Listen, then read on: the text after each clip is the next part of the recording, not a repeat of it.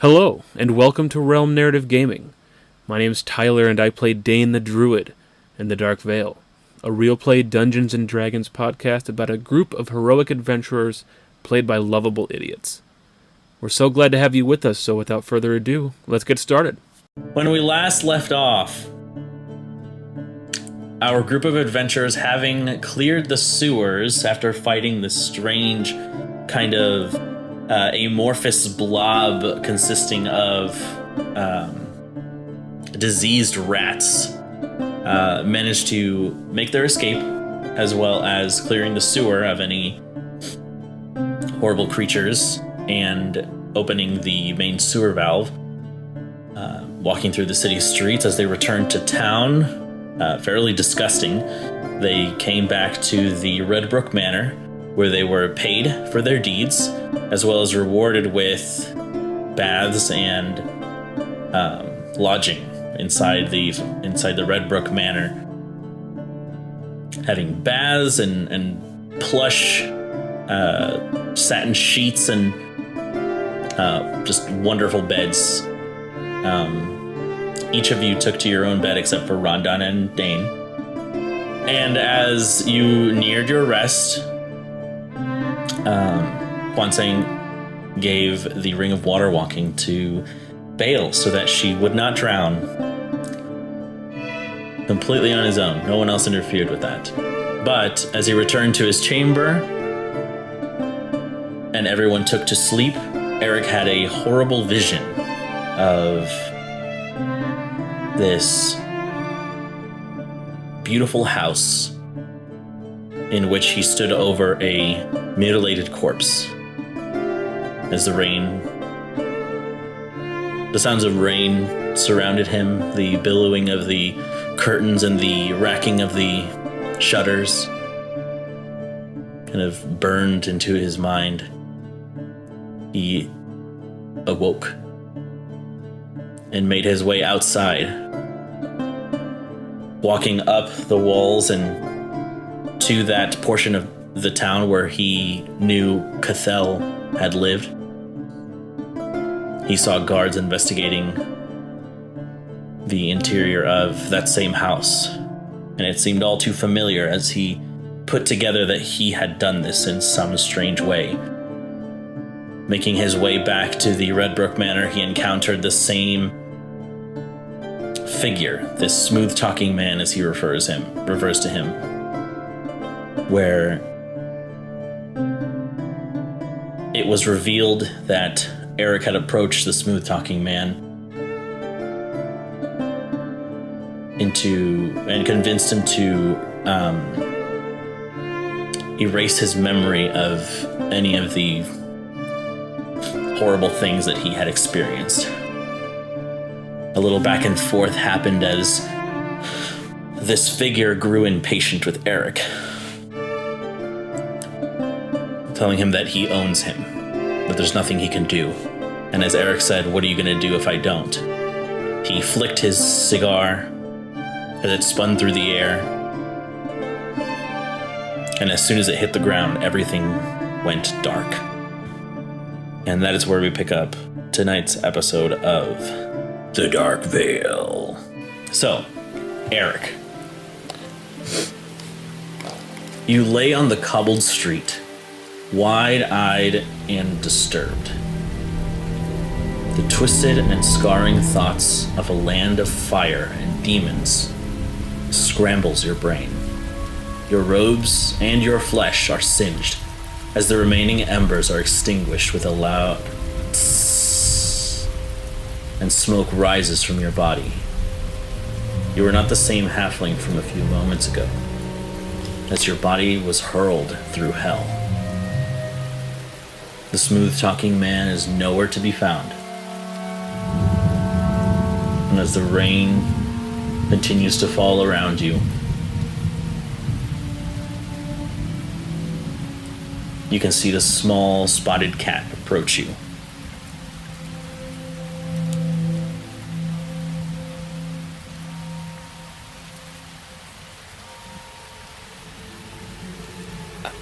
Looking at my hands, I'm like singed. Is that what you're saying?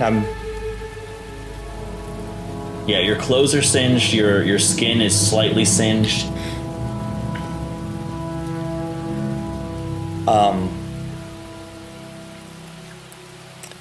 I'm gonna try and find a doorway to just move into to be in out of the rain for a minute and collect myself. Okay. Picking yourself up off the ground, you scramble to some sort of cover. You eventually find it, as you are sheltered from the rain for this moment, for this instance.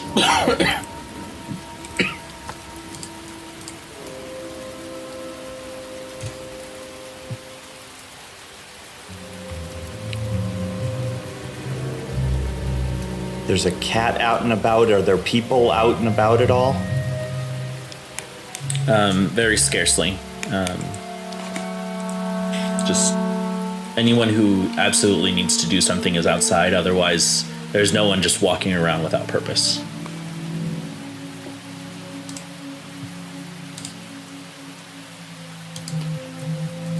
I want to try and hightail it back to the manor, back up to my window.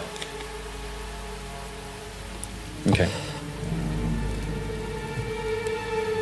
And really, rattled, I'm just single focused, heading forward, no pretense of stealth or anything other than getting back to some sort of familiarity. World is spinning. Okay. So you rush off into the night, the rain falling around you, as fast as your little gnome legs can carry, or your little halfling legs can carry you.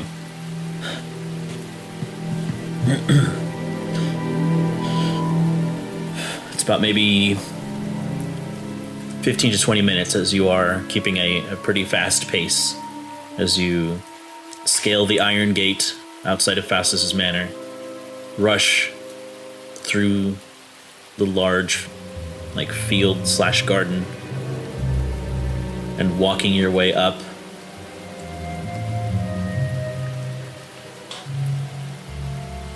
You see the window closed.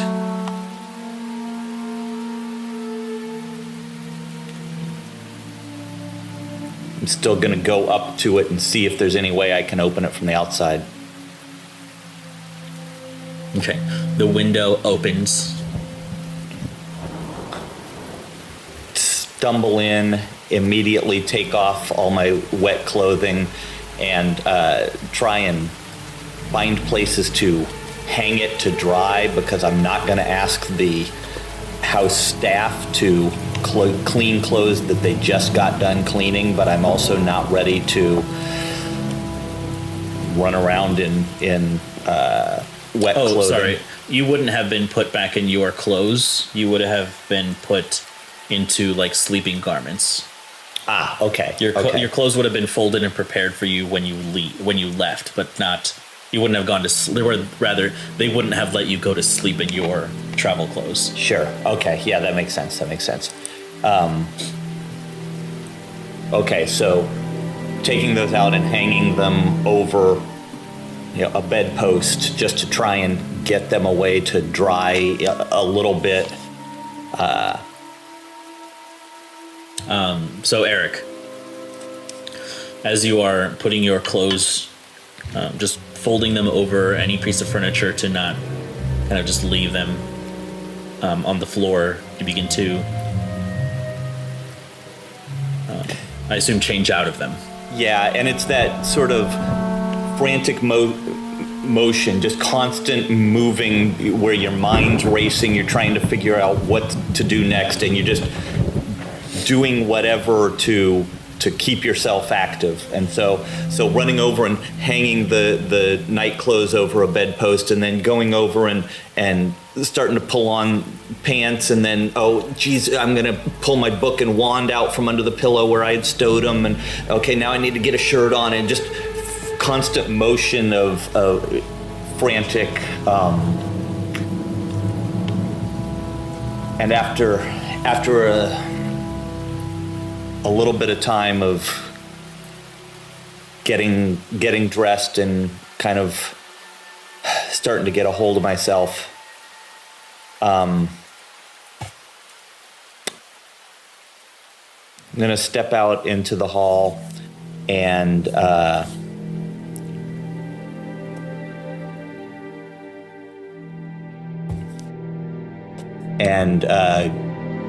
go to Rondon's room and knock on the door. Okay, you go to Rondon's room,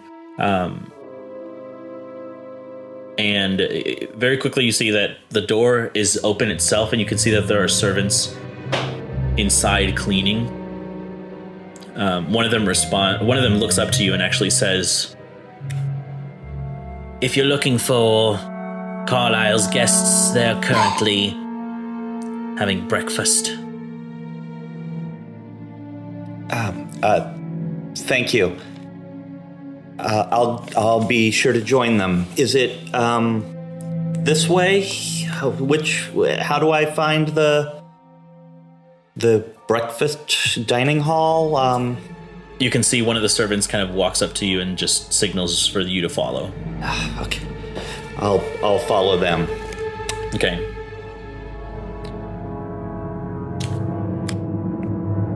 Following your way throughout. Awesome. Following your way throughout the mansion, you find your way to the first floor, where you come upon the large dining hall, and you can begin to hear this like worried conversation between Dane and Carlisle. Dane saying, "We must find Errik," but Carlisle says, "Not to worry. All of my servants are currently searching." Is that my voice? Yeah. Hey, I'm worried about Errik. Is that my voice? No, not to worry. Oh, update. But yes, everyone sees as Errik enters the large dining hall. And as walking in, I'm kind of trying to arrange my hair so that it doesn't look wet if I can, and just come in sort of sheepishly. I look at Errik, I'm like, "Errik, your hair looks wet." I'm just kidding. Yeah, I thought I'd try for another bath in the morning. I enjoyed last. I was outside and I got caught in the rain. Well, that makes sense. Why we couldn't find you this morning? Are we there? Am I there as well or no? Yeah, everyone would be there. Okay. Okay, so then seeing Errik wet, I'll walk up to him and say, "Let's get you dried off, friend." And I start to just kind of manipulate some wind and just kind of just blow drying him off. Errik, why were you out in the rain? Bill, I'm looking around and seeing that we've got a fairly sizable staff in the room here. I want to tell you, I think maybe this isn't exactly the time. Let's eat breakfast. Rondon, did you? I suppose you probably didn't make this. I'm sure it'll be fine anyway. I gave him some advice on what to do. But Brandon, which one would I private message you? 2.0 or 2.0. Okay. I mean, it's not as good as my cooking, but it's okay. I can only help him out so much. Yeah, I know. Well, I look forward to your breakfast maybe tomorrow or the next day. But yeah, for now, let's just eat. And I'm sorry that I worried anybody for that I was gone.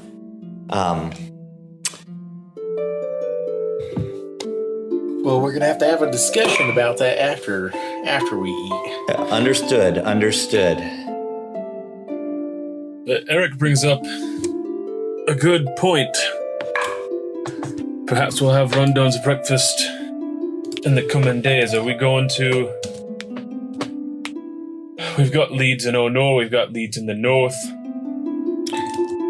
What's next for us as I'm scooping breakfast onto my breakfast plate? And I'll, kind of glancing back at Errik somewhat regularly. Did Rondon make grits? Constant, you know I don't make grits. This is awkward.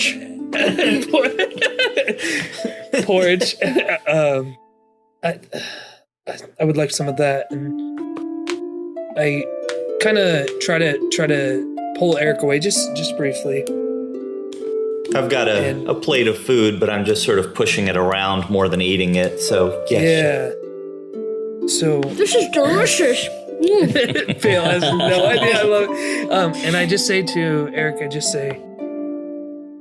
you know, you could catch a cold out there, friend. Yeah, a cold is the least of my worries right now. I do want to talk about it, but let's wait until we've moved on. And I don't know what we do next, but anything that takes us out of the city is okay by me. I'm ready to put some distance between me and this place. You seem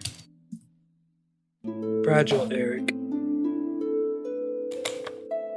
I don't want you to get hurt.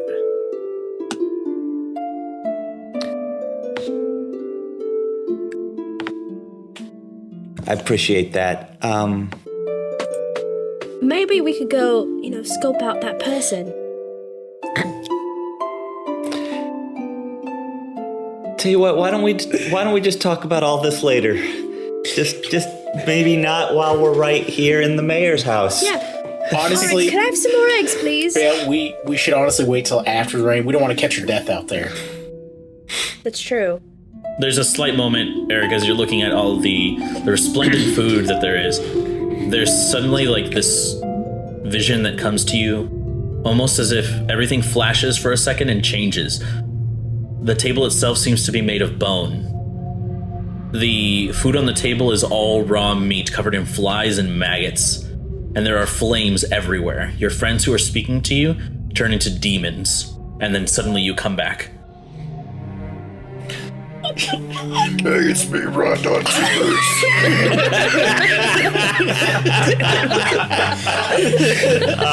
Yeah. I want to eat your soul. That's perfect. Spooky skeleton. You know what? I'm not hungry. Errik, if we need to leave now, you tell us. Yeah, I want to mind link with Errik. What's happened? What's wrong? I don't know, Dane. Something horrible. The person we were talking about last night. I think I already did it, and I don't really remember it, but it's happened. And You now can see Carlisle stand up. He says, I see I am intruding on a private moment. I guess Please. that last bit was telepathic, just... Right, just in Okay. general. Okay.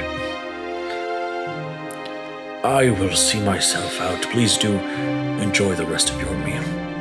Thank you. And he Thank you, Lord Mayor. steps out of the Talk with your room. mouth full. I'm sorry. We gotta teach her manners. I'll say to whatever remaining staff, please, I'll take care of whatever's needing taken care of here. Can we have a few minutes of privacy? You can see that the trolleys that they have, the people who are kind of standing at the ready with like cleaning utensils or just any kind of like sauces or silverware, anything like that. Standing at the sides, just put everything down carefully, and they bow as they take their leave, and you are left alone in the interior of this large, beautiful dining hall. As soon as they're all gone, I'm going to cast Detect Thoughts,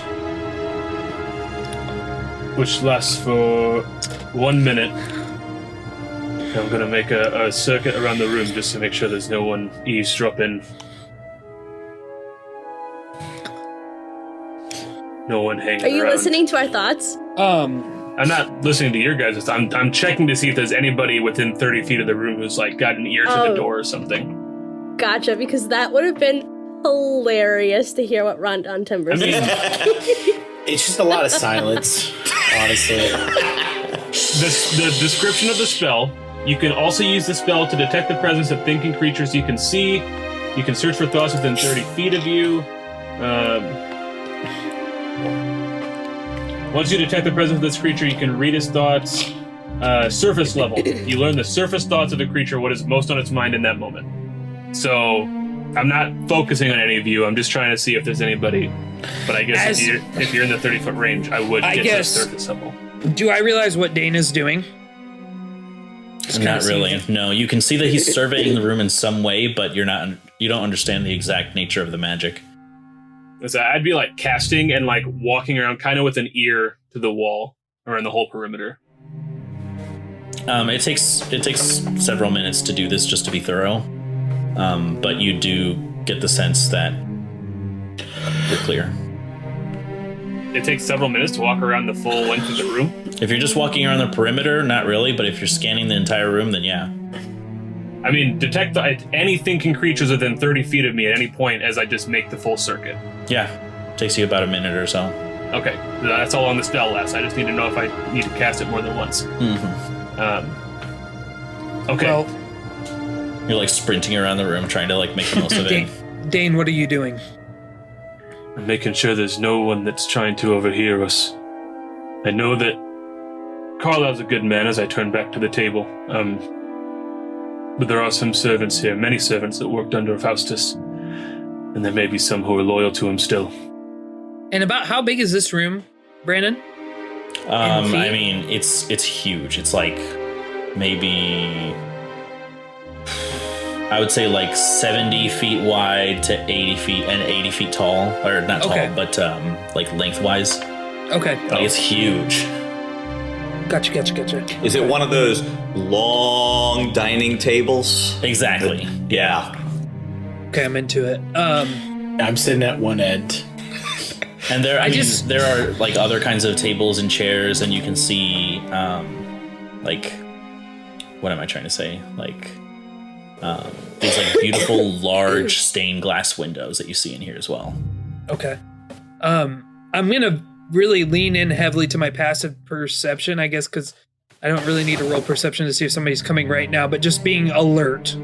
Like, I want to make sure I'm paying very close attention to doors and such. Sure. If you want me to roll a perception, I can. Yeah, go ahead. Okay. Not bad. 20. Okay. Errik, now's your chance. Tell us what happened. So, you all remember Cathel, the priest that I said that I had to take care of. I'm sorry, can you speak up? I'm at the other end. Rondon, get down here. No. So, what? I just like point at the chair next to me. Sorry, Dane. I'm away. I cast Scold.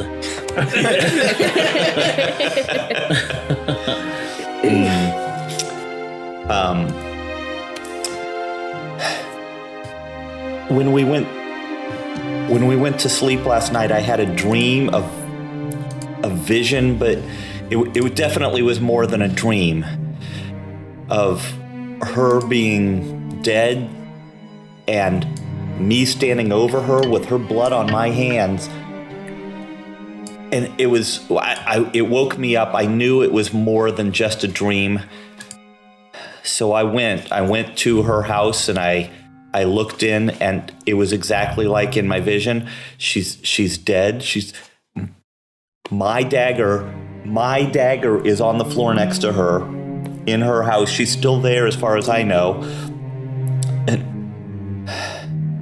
then the man who has given me powers, he appeared to me, and he says I did it, and then it bothered me enough that I asked him to wipe it from my memory, and so that's why I didn't remember doing it. But of course, then I don't know why he told me if I'm not supposed to remember. But now I don't know what's real. You guys, I'm seeing you as demons sometimes. I don't. Hey, Errik. And I stand up and I go next to him and I kneel. Hey, it's all right. From what I've learned from this group is that you don't have to figure this out on your own. We'll figure it out together. Make a wisdom saving throw with advantage, Errik. Also, I know I can be devilish, but definitely not. 21. Ooh. You're not sure if it's Bale's comfort or just the mental hardiness of your people, but in this moment, as she comes and places her hand on your back, you calm yourself. There is this sudden feeling of a safe space.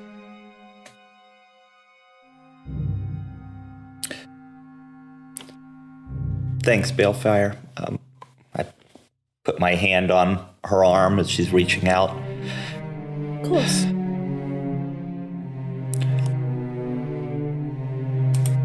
I don't know what to do other than, I guess, the fact that I did it.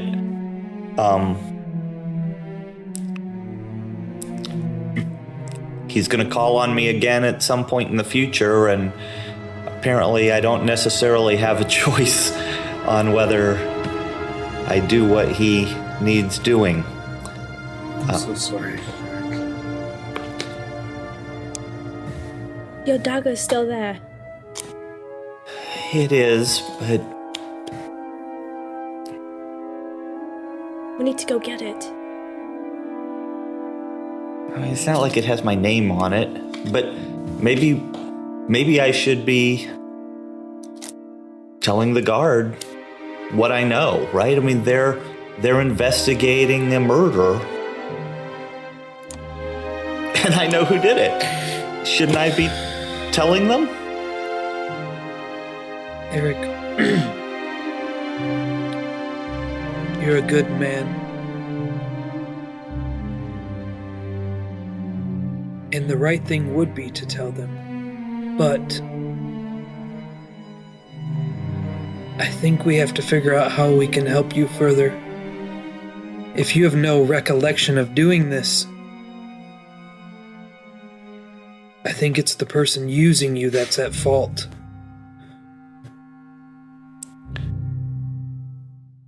Well, I have no argument with that.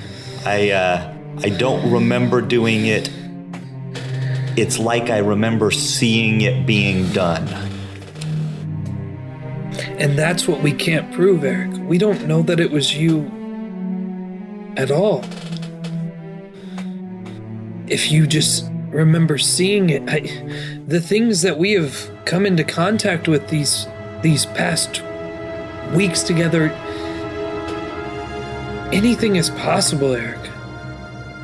I kind of look over to Dane and I go, I don't think we can stay here much longer. We're going to have to make some other arrangements, but this dagger, where did you get it? Oh, it's an old thing I had when I left Greenwood. Is there a maker's mark on it? No, it's nothing special. You could pick them up anywhere. It's not the blacksmith in Greenwood that made it or anything.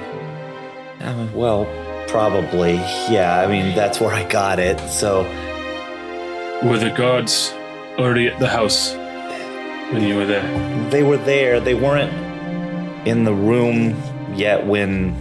Or at least, they weren't in the room when I was looking in it, but maybe they had already been. I don't know. I didn't stick around long. If they've already been to the scene of the crime, they've already got the murder weapon. I don't think there's much we can do there. When you were there, did you see the weapon, Errik? Yeah, it was there when I was there. It was on the floor. It's not... I guess I don't know how somebody would look at that dagger and say, well, that obviously belongs to this halfling over here. There's something I've learned from the Woodworkers Guild, that every maker has some sort of trademark. Sometimes it's an actual mark. If you remember the bow that I made for Pip. Pip and please. Pip and please. And I pull up the ring with my signet on it. It's like an ornate, like the letter D, and there's like an angel like inside of the D. Like every piece I make, I heat this up and I brand the piece with it. If the blacksmith in Greenwood has something similar, a certain way that he makes the dagger, they can find out where that dagger came from.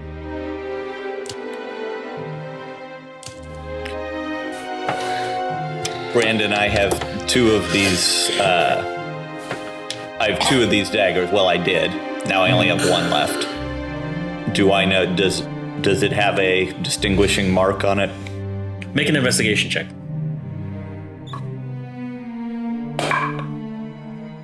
Oh, that's pretty good. 18. Inspecting the dagger,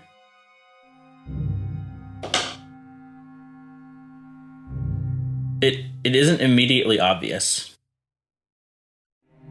but you can find one. Kind of where the leather wrappings are around the handle of it. You can see some kind of etching, and you kind of pull away at the leather and peek underneath, and you can see there is a mark on there.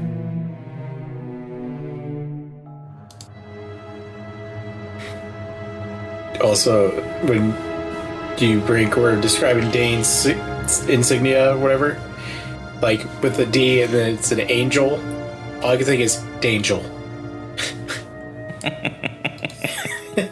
Yep, that's good. That's good. Dangel. That's good. Thank you. Been thinking about it.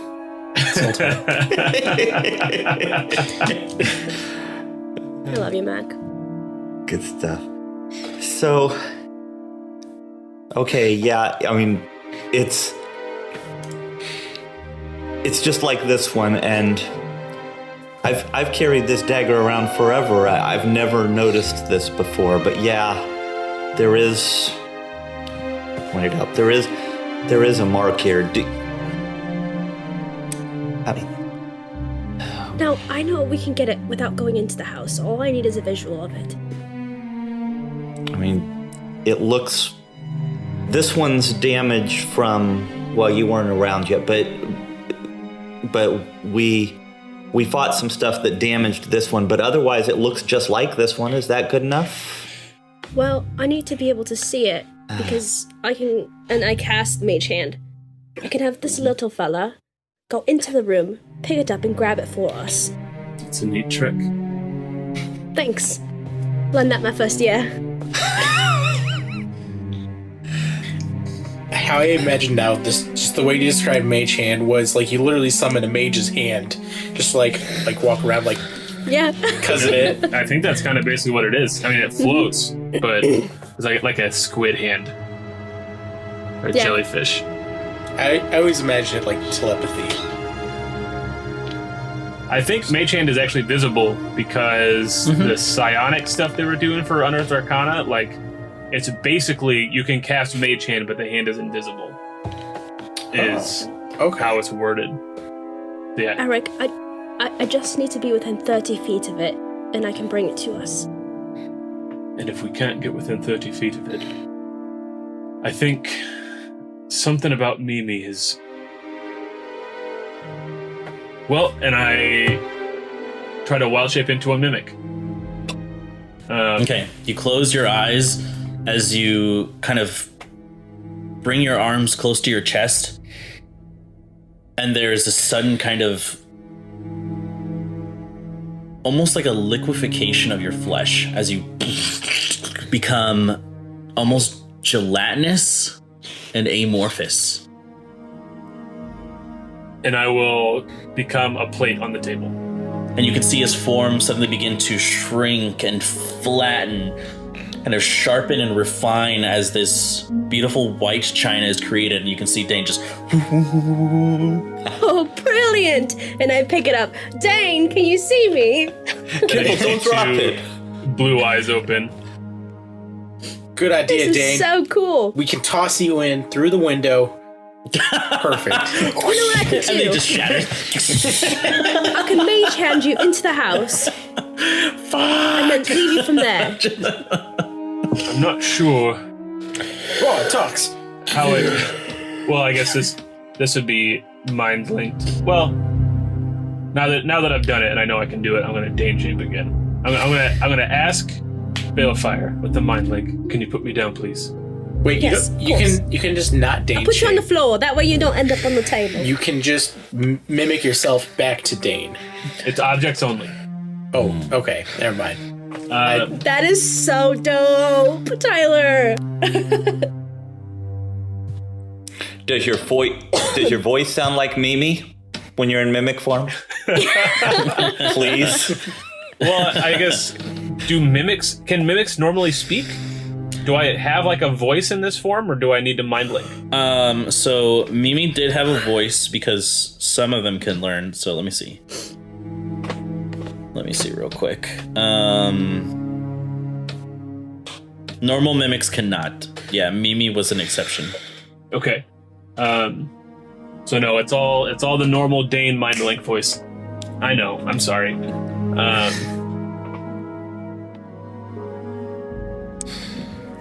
See, I'll Dane shape again.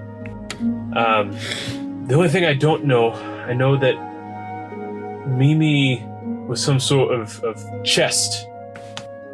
So they carried around all the gold in that key inside of themselves. But if I'm just a plate or something, if I slime in through the window, can I carry something with me? So your movement in this form, it's only 15 feet. Mm-hmm. And you can't really climb up walls. But if you transform into something that can hold something Now, Dane, else, you could. Don't take it off the table. I can still throw you. I'm pretty good at throwing. We can work with that. Discus throw. According to the things I've learned in this form and reading that stat book, I can't carry things with me. Or it doesn't transform with me. Let me... What if you swallow it? You just have to make a You want me bowel to movement. swallow a knife? I mean, I mean, we've been to the circus. They do it there. Could you maybe transform into a small creature and pick it up as a creature and leave the house? It's just this like insect carrying around a knife. I was thinking of maybe like a squirrel or. I was honestly thinking, Squirrel like, with a knife. I love it. my first thought was like a kangaroo. Put it in your pouch, hop out the window. Yeah. What's a kangaroo? Oh, you could be a possum. Possums also have pouches. Yeah. What's a possum? What isn't a possum? Think of the Are possibilities. possums really not animals in here? I don't know. Well, let me look at my list of creatures I can turn into. I've got spider. I think I can do a squirrel, a hare. Part of me's like, imagine this list is just written down on your arm. Yeah. Animals I've seen. I can turn into a fox. If we're dedicated to this plan, I can just turn somebody invisible who goes in. Oh, yeah. Brilliant. I forgot you can do that. But, how dedicated are we to covering up this murder? Is that what we're doing? We're not really playing right now. I don't know if we're. Yeah.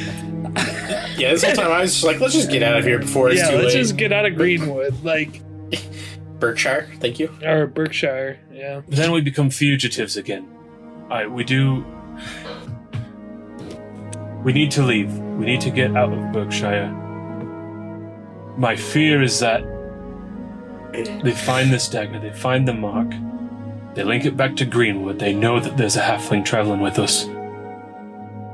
If Errik is somehow implicated, and we left town the day the murder happened, we're all fugitives again. If he's not implicated, then we have time to find out how to make sure it doesn't happen again. We hope. This might happen regardless of what we do. This is the only way we can try, no?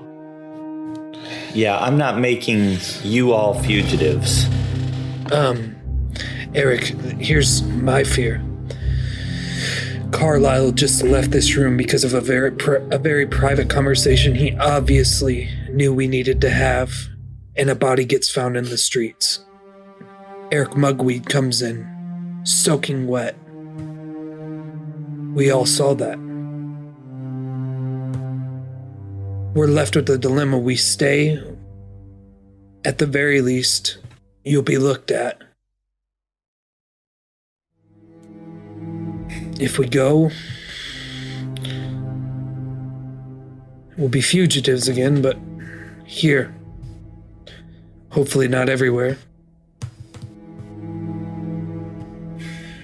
So we leave town quickly. What if a couple of us make preparations quick, get out, a couple more go and retrieve the dagger? We divide and conquer. We make sure everything gets done that needs to get done. Rondon, I feel like you could leave it off well with the Lord. I'm Seems sorry, like what? you have a good personality to do that. Oh, I mean, there ain't a person in this world that doesn't hate Rondon or love Rondon. Everyone hates Rondon. Not really. Sorry, words are tough. We've all seen this house where the priest was, yeah? Right. Errik, I think between you and Rondon, I think you can make your best case to turn suspicion away from you. The rest of us, with magic and with speed, we can go and get the evidence that we need to remove. What if you get there and it's already been removed? Then we adapt and see what we can do from there. Can I see the damaged dagger? Hand it over. Obviously there's a specific mark on there, but is there anything else special about it? Is it like any other dagger that I've seen? No, it doesn't look very special at all. I mean, I guess each dagger has its own, like, not all daggers look exactly the same, but Right. like a regional kind of style. Right. Sure. Like, These are just my starting equipment, which I would have had when I left Greenwood, so Right. nothing special. there's a serial Sure. number. No. My ledger says I sold this to Errik Mugweed. No. No, this is a Brendan. small, like, Yes. Can I use disguise self on another person or just myself? Oh, look at the spell. What does it say? Or target? Does it say self? Yeah. So then no. Dang Excuse me. If it said like 5 feet or something like that, you could. it. Okay, gotcha. I could disguise myself to look like a god. Go in. Look like a god? God. I can't God. understand your A accent. god rundown. God. Like, I can't understand your guys' The Hobbit's accents. It's gonna look like a god. The hobbits to Isengard. To Isengard. God. Fuck you. I swear, y'all have some weird accents. Y'all have some weird accents. Wow, I can completely understand what you're saying for once, Dane. It's been 10 years. She's gonna look like a god. Oh, a guard. Gotcha. Yes. A guard. Done. A guard. Yeah. Focus. What do you think I'm trying to do? Go on, Bale. I could disguise myself, grab the dagger, and leave. I wonder if I make myself appear identical to this dagger, if you could switch it out, and then at some point when they're not looking, I just disappear. Just put Dane right into the body. Was the dagger in the body or was it nearby? I was on the floor next to the body. If they've already got it in custody, then that's what we might have to do. Alright. Hold on, but it does make sense to switch out the daggers and be like, just pop out in Dane form, like, oh, hey guys, nothing to see here. I You wouldn't just turn be into Dane, I just turn into something else in the room that they wouldn't notice. So you're gonna go into the room as a dagger and switch to something else. I'm not seeing how this makes any sense. Right, so the guards walk in, they see Yes. the dagger on the floor, they Yes. know that the dagger's still there, Yes. and then they leave, they come back, no one else has been in the room, Okay. everything's just like they left it, But And Dane's I'm- gone. and I'm gone. If That I can makes get out of sense. the room, great, if not, I'm just a cup on the table. And then when they Okay. leave again, then I leave for real. That sounds like a great plan. It sounds like a half-baked plan. This sounds like the time that Tyler said, I have a plan, and then he was in prison. Hold on. I want to note that no one said I have a plan. Tyler just went off and started doing stuff, thinking, yeah, I'll work this out as I go. Yeah. Tyler, they're just Yep. fucking with I you. got you. To fuck with you. They like to do that. I love the plan. What else have we got? Well, I liked the mage hand idea. So we can work with that if there's no one paying attention. Yeah. I'll just go talk to the guards. Distract them while you guys do your hookity-pookity thing. And... Well, we... Excuse me? Pookity pookity. I think Yes. three of us Love need to it. take offense to that. Your magics. I don't know what you want me to call it. Whatever. And I will volunteer myself to go invisible to get it. yes, let's send it the fastest I- person. I'm the fastest, and I'm pretty quiet. And I can go talk to the guards, kind of distract them. And if I die, it won't be a big deal because Pip died. Quan saying, I'm gonna smack Think you about right it now. all the time. I'm gonna smack Quan saying. Let's hear Quan's thing. Oh my god, he's so depressed. Can I roll to hit Quan saying with my hand? You know what Ron done? If you want, you can just smack him. Yes, I'm gonna smack him. Quan saying, snap out of it. You're not gonna die. I'm not gonna let you die. That is the most I've felt in weeks, Rondon. Do you need me to hit you again? Because I will. Except for Pip died like a day ago. No, it's been. We had a time jump. Yeah, we had a time skip, but I've been still dead like a since I week. met you guys. Good All right. Lord, Drew. All right. If I die, it doesn't matter. Whatever. The plan Die. is, Rondon, you and Errik, you must go talk to Lord Carlisle to convince him that Errik had nothing to do with this, to ease suspicion from us. Dane, But that will Quancy raise and I more suspicion. Hey, Carlisle, I just want you to know that the murder that has... wasn't us. And we are leaving town for unrelated reasons. I'm gonna go see a man about a horse.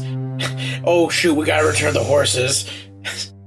Just kidding. God. We already taken care of that ages ago. Thank God.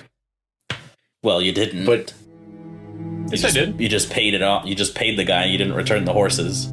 oh No, yeah, we took care of the fact that we got his horses But you killed. you didn't take care of the horses. Is my thing. oh, well, We didn't really have a they choice. had it coming. They had it coming. Truth be told, Yeah, those stupid horses, they had it coming. they're holding Yeah. us back. How dare they be there Remember with when us? Edric bought a horse and then left, and then the horse died? And now he's just a mannequin in my living room. He'll return one day. So I need to make sure to let Zareem know, hey, he's just going to camp here. If he wakes up, tell him we're somewhere else. So what we're gonna do Just is I'm gonna go talk to the guards that are at the house. You know, be Rondon and chat him up. Kwansang, Errik, you're gonna turn Kwansang invisible. He's gonna run right in, quickly get that dagger. Kwansang, you're not gonna die. I'm gonna smack you again if you talk like that. If I die, will you smack me more? I will smack you till you're dead. I'll be the cause of your death if you keep on talking like that. I was going to go and pack stuff up at home, but I think I need to be on hand to heal Quincy. Yes, Dane, you get on the ready, get those defibrillators ready, because I might smack Kwansang to death. But between invisible Quincy and the mage hand, we can get this done. Yes. And Visasang is here for business. So let's go do that. Because we need to get going. So run through it again. What am I doing during all this? You're gonna look pretty. Okay, I'm going to run back to my house. I'm going to take some of my supplies from my workshop and put it into my new portable workshop. Okay. I'll come with you. No, I need you to you're- do mage hand. Yes. I thought Quansing was gonna get the dagger. It's Your a backup plan. it's a Your plan two-layer B. plan. It's like tiramisu. All right. Bail. But me and Errik are gonna chat up these guards. Errik, don't look suspicious. okay. Here, let me fix your How's hair. this? I lick my hand. Do you want to come with me? You know, Yeah. go with Dane. Okay. Yeah. If there's- I don't really want to go back to the house. I'm Right, sorry. that makes I don't more want to go sense. back to the house. You know what they say, they always go back to the scene of the crime. And Quan saying Apparently you already did your once. invisibility will last an hour as long as you don't attack anything, or I get attacked, I guess. But Wait. I remember you telling me once when I was invisible I couldn't interact with objects. Is that... I don't think that Attacks or implies... attacks or cast a Attacks or spell. spells? Okay. Yep. Okay. Yeah. Because interacting with objects would be impossible to do.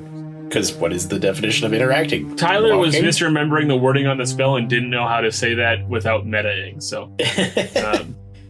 Fair enough. all right. Okay, do we have some semblance of a plan? Yes. Okay. So, you are still within this large dining hall. The food is starting to get cold at this point. I can't remember if we actually decided on something.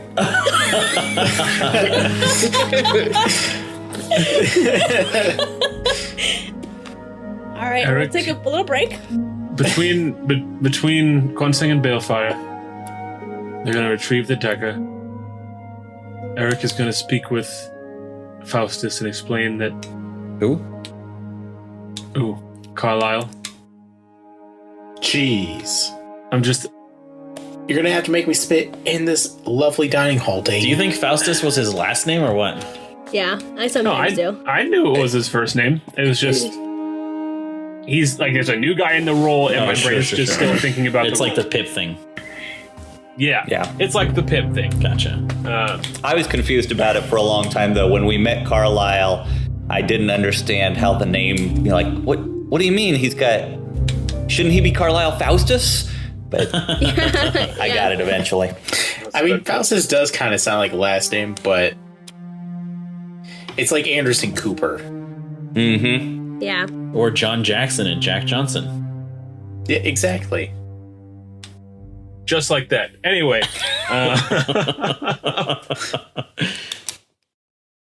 I believe Errik is going to talk to Lord Mayor Carlisle and explain why he was troubled. Did you put some thought to that? A little bit, yeah. Yeah. Well, I'm sure it'll come to me in the moment. Oh God. Last time I said it'll come to me in the moment, I got arrested.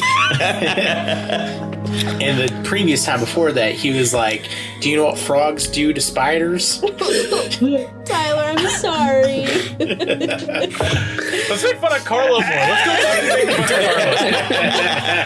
Carlo. Balefire, shut up, please, shut up. Fucking Carlo, we kill you love guys. No. I should have refilled my water.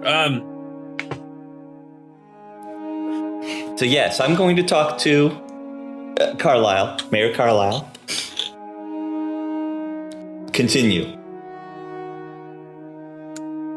I'm gonna go wild shape into something that'll distract the gods. You two Distract the guards where? at the house. Just all the guards. Every night. Another house. It never ends. There were just houses, man.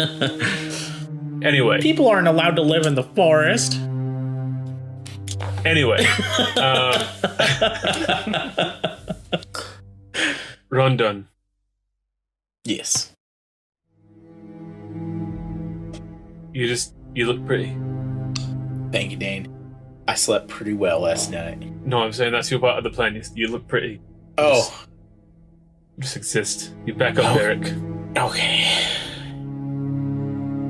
And then, if Erik's explanation is satisfactory, it throws off suspicion, it gives us time to pack, and then we leave, not in a rush.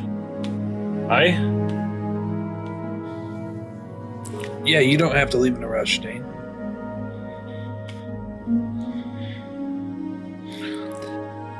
He means leave town, not leave this house. Quonsing, before we go, can you do your drying thing that you do to the clothes I was wearing when I went outside in the rain? Those probably shouldn't be found by the attendants being soaking wet. Just start punching it with their holding it up. So who's going first? I guess me and Errik will go to Carlisle. Okay. And while they're talking to Carlisle, I'm gonna start cleaning up around the dining room quickly, because I told the servants I would. Okay. I'll help him. Gotcha. So as you two begin to do that, Rondon and Errik, you exit the dining hall through the series of corridors, asking servants to where you might find Carlisle. Eventually, you are directed to what is essentially a study.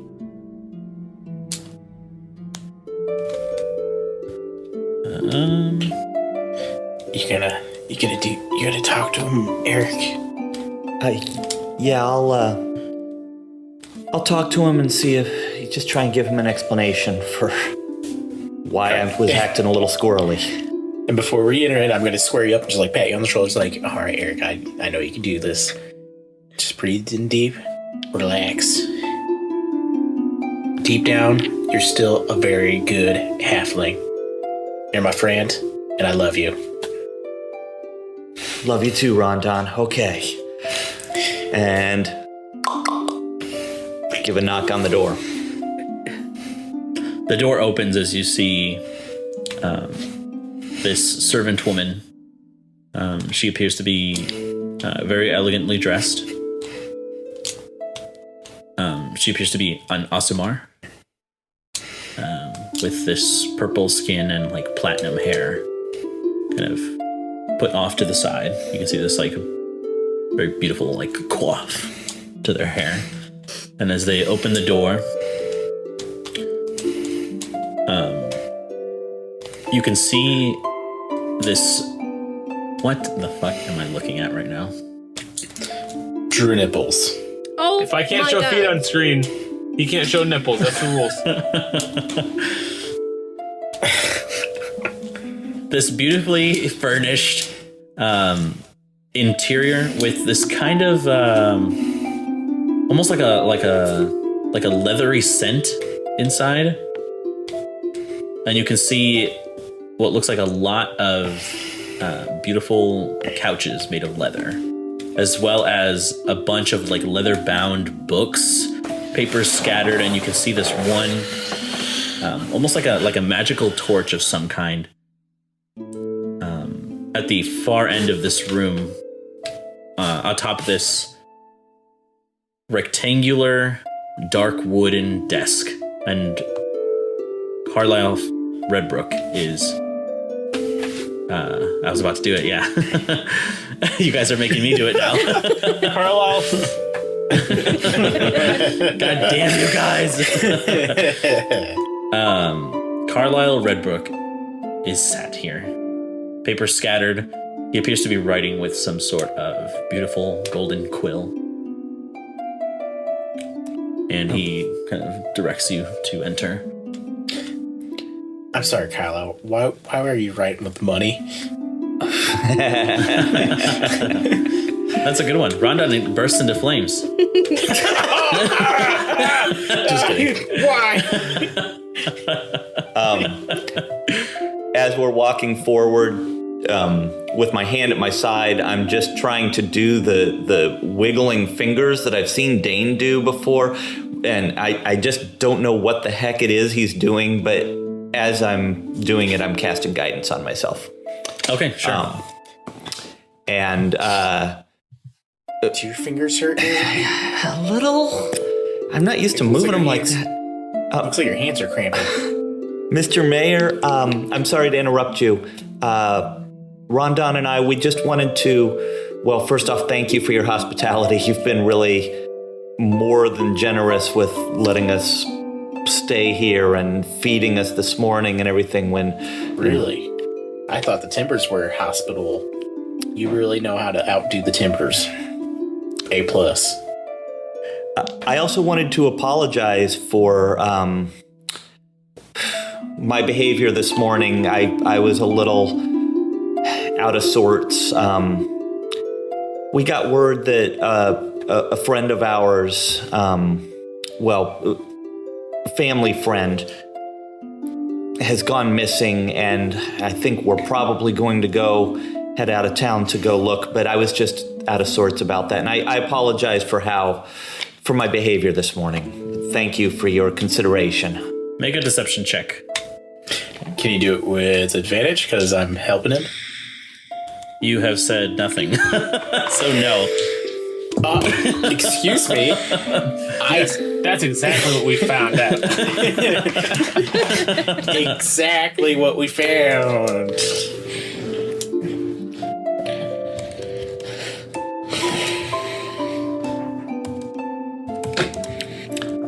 That is a 31. Oh, Wow. Damn! Okay. And that just fails.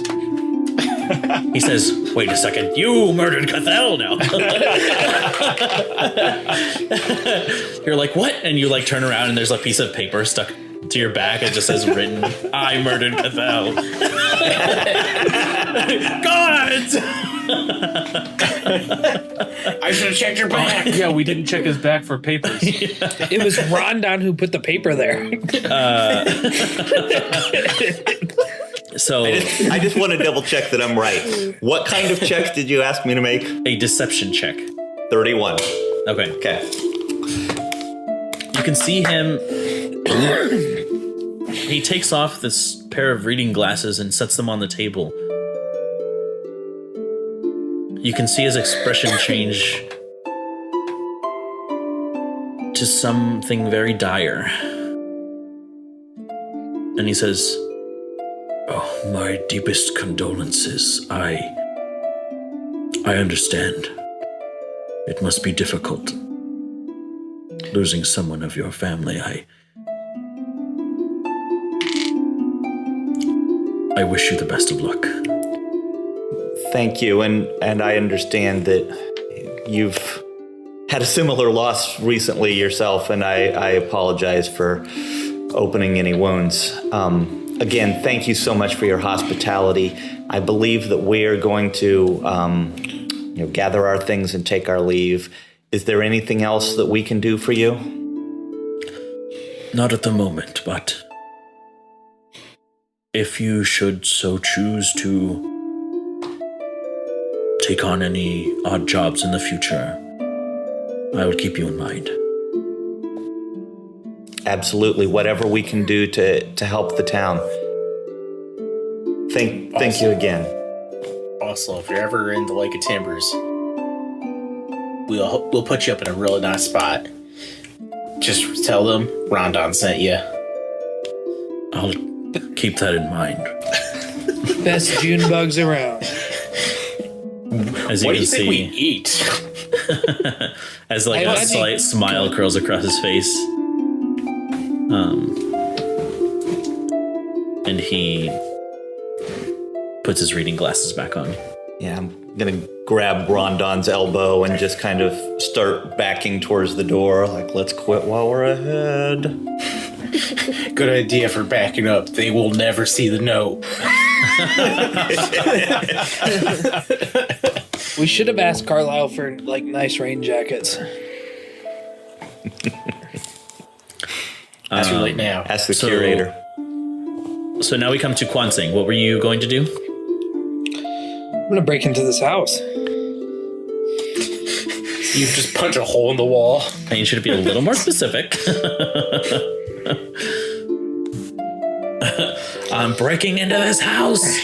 Mommy, who is that? I have to wait for Errik to get back because he's got to make me invisible. Gotcha. So then I guess Errik and Rondon return to the dining hall. Is that where you were meeting everyone? Sure. Yeah.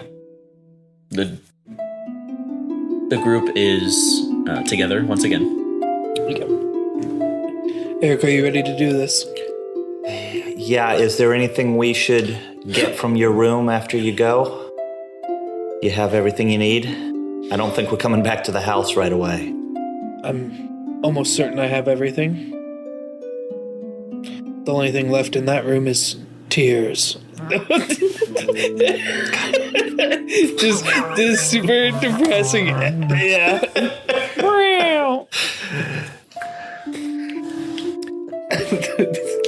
Kwansing, Okay. Balefire, Dane, thank you for doing this. Of course. I'll reach out and put a hand on Kwansing, and he vanishes from view. All right. Rondon, while we're gone, will you take this workshop cube thing and just any supplies you can get out of my workshop that we can take in this? It's going to help me work on the road. Are you all right with that? It's a lot of responsibility for me, but You know best what I'm gonna need and what can be left. You're right. I do. And I just place another ground, shove your whole house in it. All right.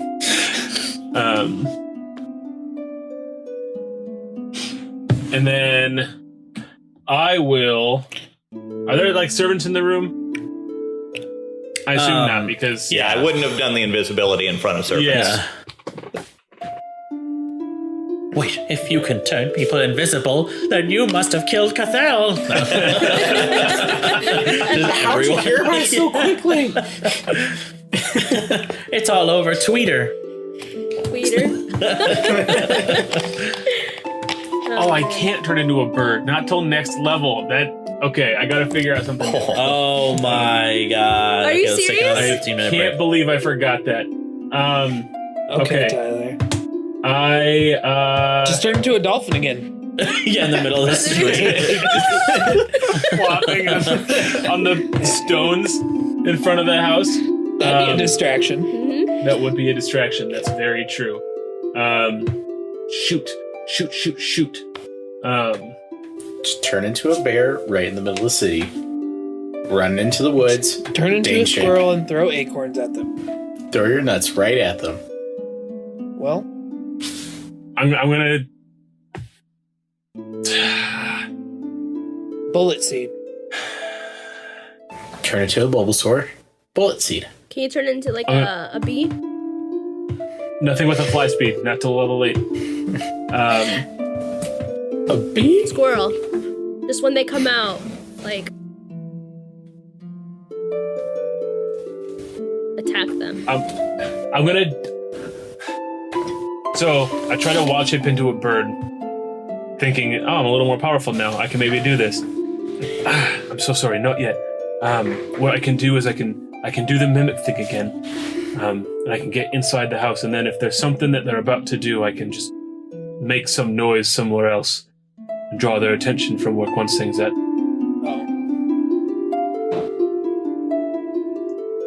Is that helpful? Yeah, all right. All right. Am I way off base? Well, it's the plan we have now. All right, I'm so sorry. That's Tyler it. forgot. We're doing that. All We're right, going with it. and I'm going One of us is to. getting caught for sure. Dane's gonna go to jail again. Could you imagine? I'm gonna wild shape into a mimic, We're gonna stage a coup again. Okay. and I'm gonna mimic shape into.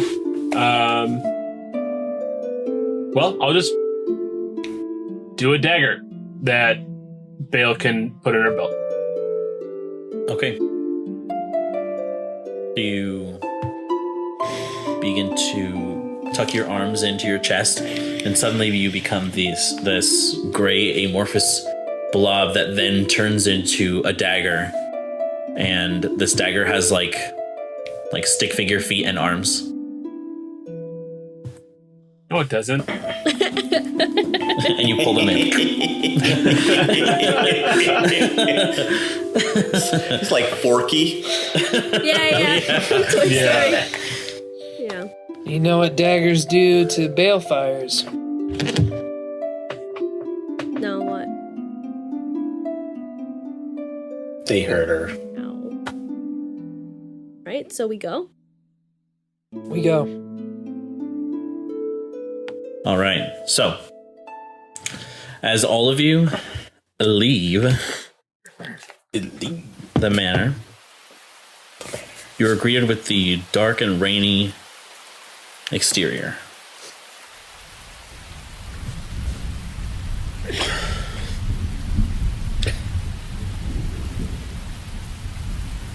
Well, me first, I guess, and I walk straight out. Okay.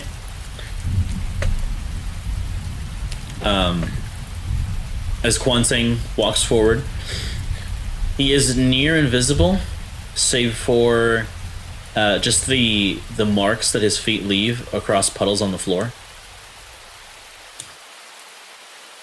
Because he doesn't walk on water anymore. Even so, the water isn't undisturbed when he walks on it. Shoot. If he goes in the house, he might leave footprints. Yep. I say we burn the house down. That's something Pip would say. Pip's dead. No. I sit down outside and just Have the rain just fall. slumped. Walking out, you leave the perimeter of the manor and the grounds. Yeah. It's about a 20-minute to 25-minute walk to this wealthier neighborhood. And as you kind of near the house, you can see that there are essentially these like metal poles with hooks at the tops of them. And you can see that these hooded lanterns are kind of held at the end of the hooks. This area illuminates, and there are several of them kind of stationed outside of that house. Making Several sure that, lanterns? yeah, several of those hooks that have been like placed into the ground to hold these lanterns to kind of keep the area lit. Yikes. Visibility is pretty low. You see several shifting shadows, just like silhouettes from the light that these lanterns create. And you can hear what sounds like some kind of muffled talking, but through the sound of the rain, it's very, very difficult to hear. I will stealth my way up towards there.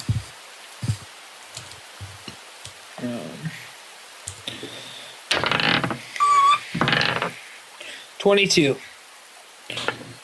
Okay. Did you do so with advantage? I do it with advantage? Yes, because you're invisible. Oh. Add 2. 24. Okay. So, as the rest of you maintain your distance, Kwansing, you begin to sneak forward. I cast Mage Hand, and I want to get within 30 feet of the house. Okay, getting within 30 feet of the house, you'll be within visibility of the shadows that you see there. 30 feet isn't terribly far. Oh, it's not? Mm-mm. Okay.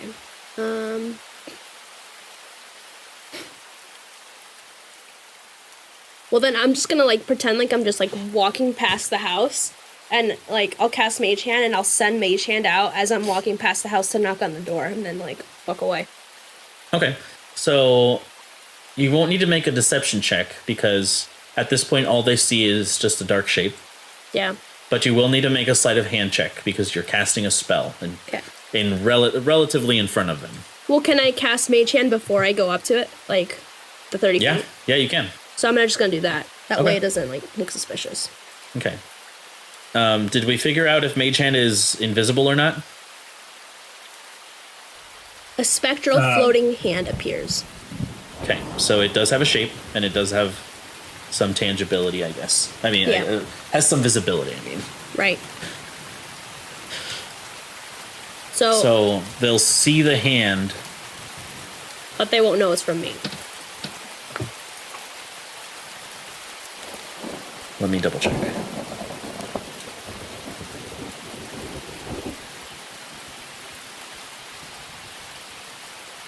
Unless I can have the hand, like, go towards the ground and, like, sneak its way up and then up to the door and not, like, floating towards the door.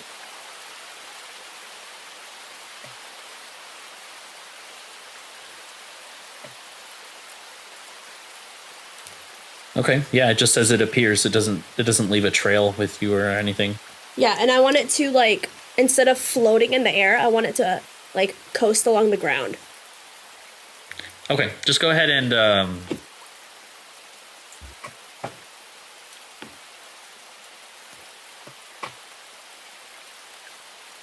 I'll say make an arcana check. Okay. No, sorry, just make an intelligence check. Intelligence? Mm-hmm. So that's plus my, like, modifier. Mm-hmm. Yep. That's I want a to see 20. how well you can manipulate this hand. So it's a 20, not natural. Okay. The hand, flat, slithers across the ground. And It floats up to the door. Somebody knock on wood. I don't have wood next to me. As the hand is also floating, I'm going to slip out of the belt, and I'm going to kind of blob form. And then when I'm up against like the base of the house, I'll just take the rock. I'll look like a rock. Okay, so... Like outside the door. I'll carry Dane.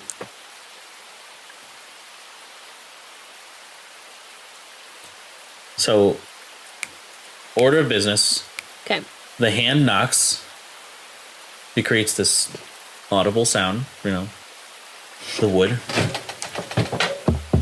You can see several shadows. It's a little difficult to tell how many there are, but you guess somewhere in the range between 5 or 6 of them.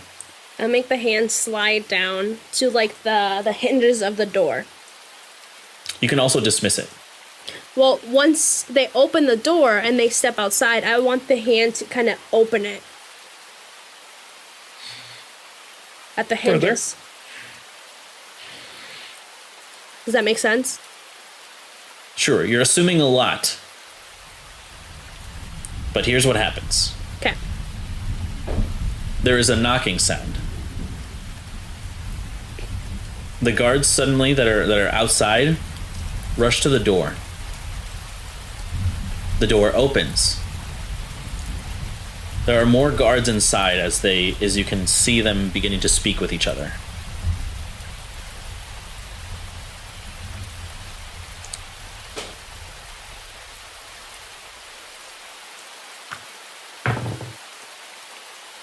What are you doing, Dane? I guess my intention was, while the hand was going, I was going to be sneaking along the ground also, so that when the hand knocked, I was a rock. That was what I tried to say. Okay. While the hand was going. Okay, so let's just say interrupt anybody. Yeah, make a stealth check for me. Okay. As a rock. If he gets As an a ash, rock. if he gets an at one, he turns into the rock. Is it for the movement or for being a rock? For being a moving rock. I guess, doesn't it like a small slimy form? Sure, I'll do this. Mimics are medium-sized creatures. So I can't turn into something smaller? You can, but in your blob form, you're medium-sized. Got it. So it's better to be a rock. Correct. I'm tracking. Okay. Because I'm so small, is there any sort of advantage, or is it just a straight stealth? There's no advantage, but visibility is low, and you're a small object. Okay. There's a lesser chance that they see you, but it doesn't affect their sight or your stealth, if that makes sense. Tracking. All right. That is only a 10. Okay. Yes, stealth plus 4. 10. Okay. Yike. Should have used my monster dice. So this rock rolls along the ground with the hand. This is hilarious to me, just picturing this. Okay. As you reach the base of the door, it doesn't seem like anyone is the wiser. As in that moment, the hand knocks. The door opens as the guards kind of face each other speaking. At this moment, Bale, if you linger, you get the sense that they might start looking at you because you're the only person within 30 feet. Yeah, as soon as the door opens, I'm gonna dispel my hand and keep walking away. As the door is opening. Gotcha. And I'm gonna kind of run like I'm running from the rain. Oh, sure. Sure. So make a performance check for me. Ah, fuck. I'm gonna fall. I'm mindling with her, we'll catch up with you soon. Performance? Yeah. Nat 20! Okay. Boop, boop, boop. So you go. Oh my goodness, let's go. What is it? And you're like, oh, you give a very convincing performance. as you scurry away. The guards, as you were hearing them speak, Dane, you can hear, "Did you knock on this door?"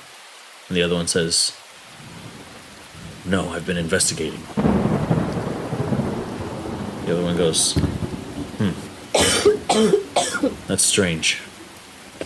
Must have been the wind." And the door closes.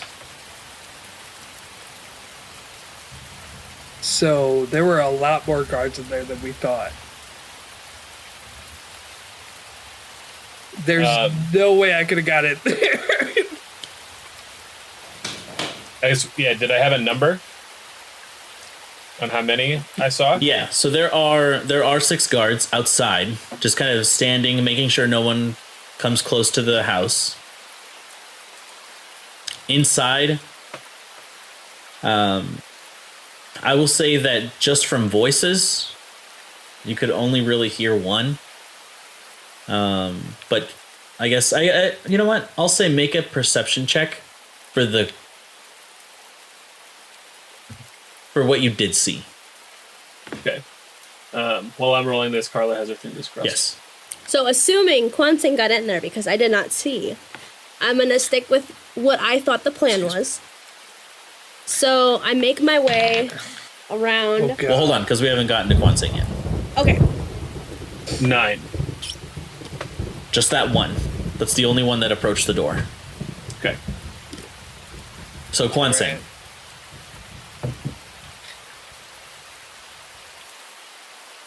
I'm assuming I was like bundled near them.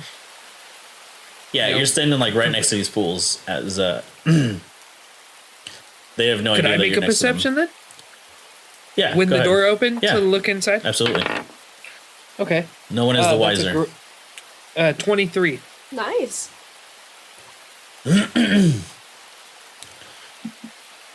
Well, you didn't see anybody. You could see like 3 shadows from the inside. Interesting.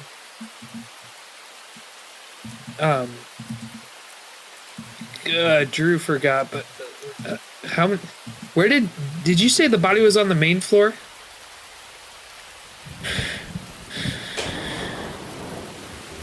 That background cuts your fingers off, Mike. Yeah. Second. All right. Trying not to break stealth. I'm gonna see if I can get up on the roof. Let me see here.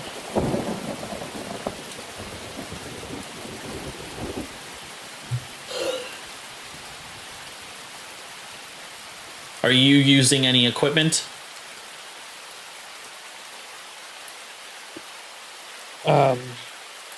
No. Just trying to get up on there. Trying to see if there's a way. Let me. Do key points count as spells? They do not. So in the invisibility form, could I use Step of the Wind? Yes, you could. I'm gonna use Step of the Wind because my jump distance is doubled. Okay. So I'll say using that resource, you kind of back away from the roof to the side of the house, kind of a little more private. You get a running start as you bring your hands together, just cupping your fist. There is this sudden surge of air that surrounds you, and as you make your leap, there's almost like a crater of water, like a displacement of water created beneath you as the water just That's awesome. clears beneath you. You grab the edge of the roof with your hand, and you actually flip over, landing on yeah. on the roof, crouched. Ooh. Daddy likes, and no one saw it. no one was. They were none the wiser. So, are there windows up here?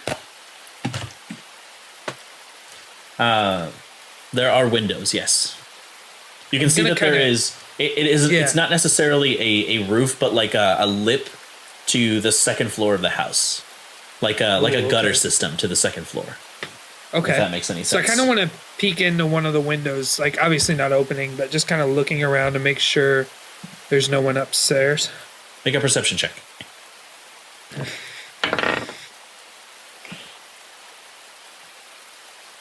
$20, not natural. Okay. Peering through the windows, you can see a faint bit of light, this kind of yellowish orange glow that you can assume to be from a lantern or a fire of some kind. While visibility is certainly very low, you can see that there are people on the second floor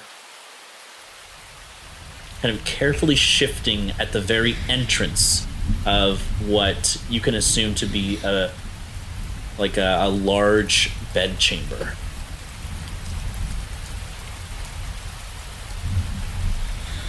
This is a very beautifully furnished and elegant house, but this is what you see. Like I said, with the low visibility of the outside.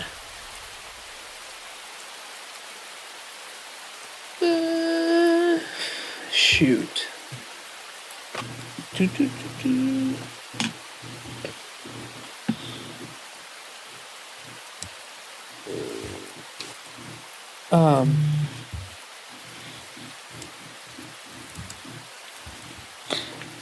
Can I...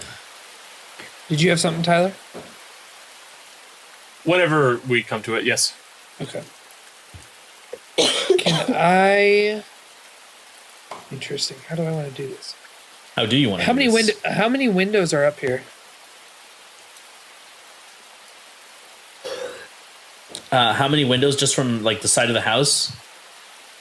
Right. You can see 4.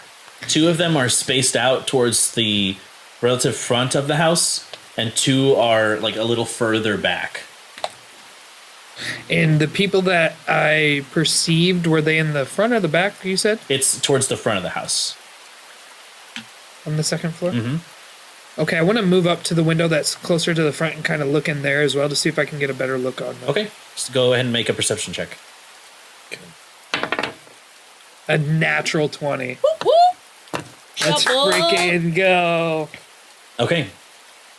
Stepping up to Let's this window as you stinking peer go. in, kind of shield your eyes from the rainfall, squinting.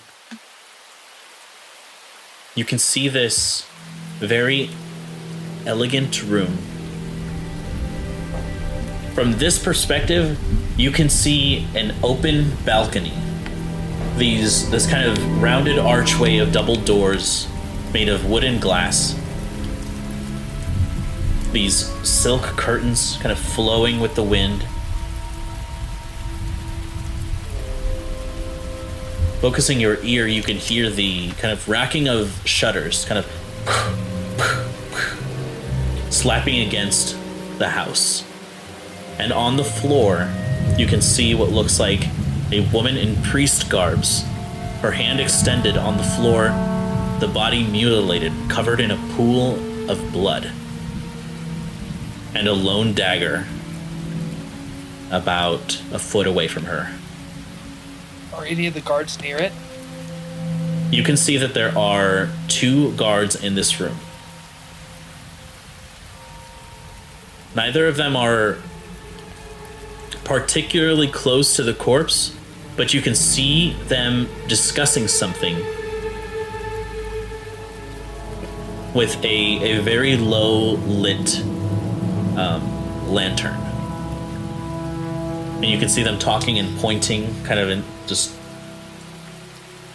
That's what you see in that room. Question, if I broke a back window out, would that break my invisibility? Technically, it's an attack, so yes. Okay. That's what I was wondering. Not to be too meta, but that's kind of where I was thinking about going. Can I jump in? Is that... So we bring it back to Bale real quick. Okay. So Bale, you wander off, kind of dust your shoulders off as you're like, this is the best performance of my life. That's fair. Yeah. Did you see that? I'm good, aren't I? Just No like one's random around. people on the street. Yeah. Thank you. All right. So the plan was that I would get up on the roof of the house next to it so that I could look into that second story window. Okay. So that's where I go. So I just... And you get there. Well, I want to Misty Step onto the roof. Okay, so first, make a stealth check as you are approaching the house. Tyler. Rock. Okay. So yeah, make a stealth check I as want to you're make approaching like the house. a loop. I don't want to Sure. go back, you know? Sure. Yeah. Okay. Natural fucking 20! Nice. Ba-boom, ba-boom. Nice. Gotcha. That's awesome. As you're approaching the house, kind of like from this roundabout way,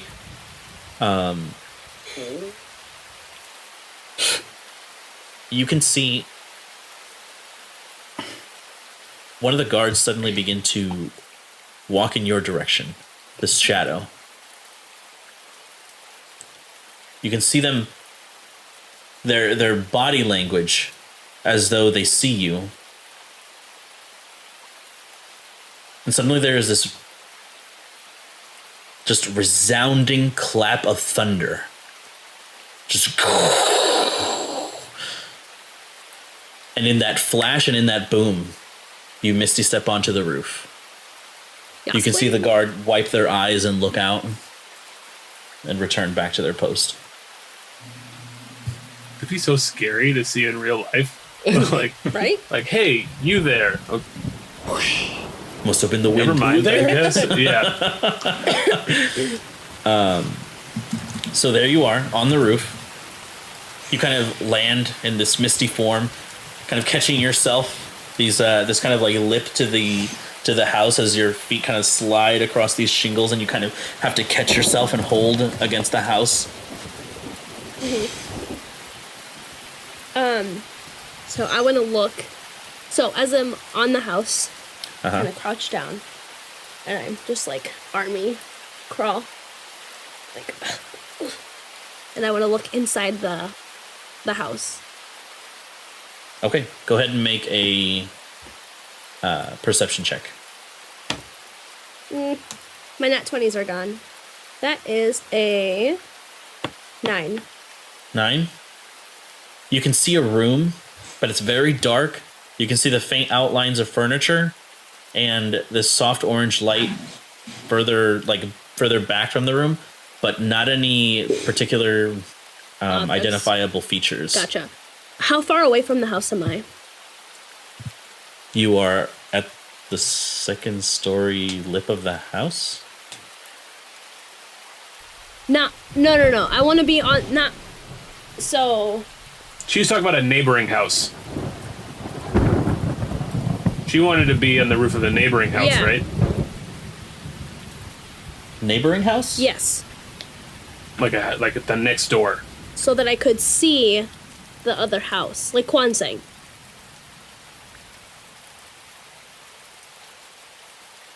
Wansing is in the house where the murder happened. Right. She wanted to be able to see inside to see if the dagger was doing a thing. So she wanted to be On the, next yeah. door. Not on the house the murder happened, but the house next to it. Okay. I'm having trouble following what you're trying to do, but Okay. for the sake of So your here's- process. Here's the house, right?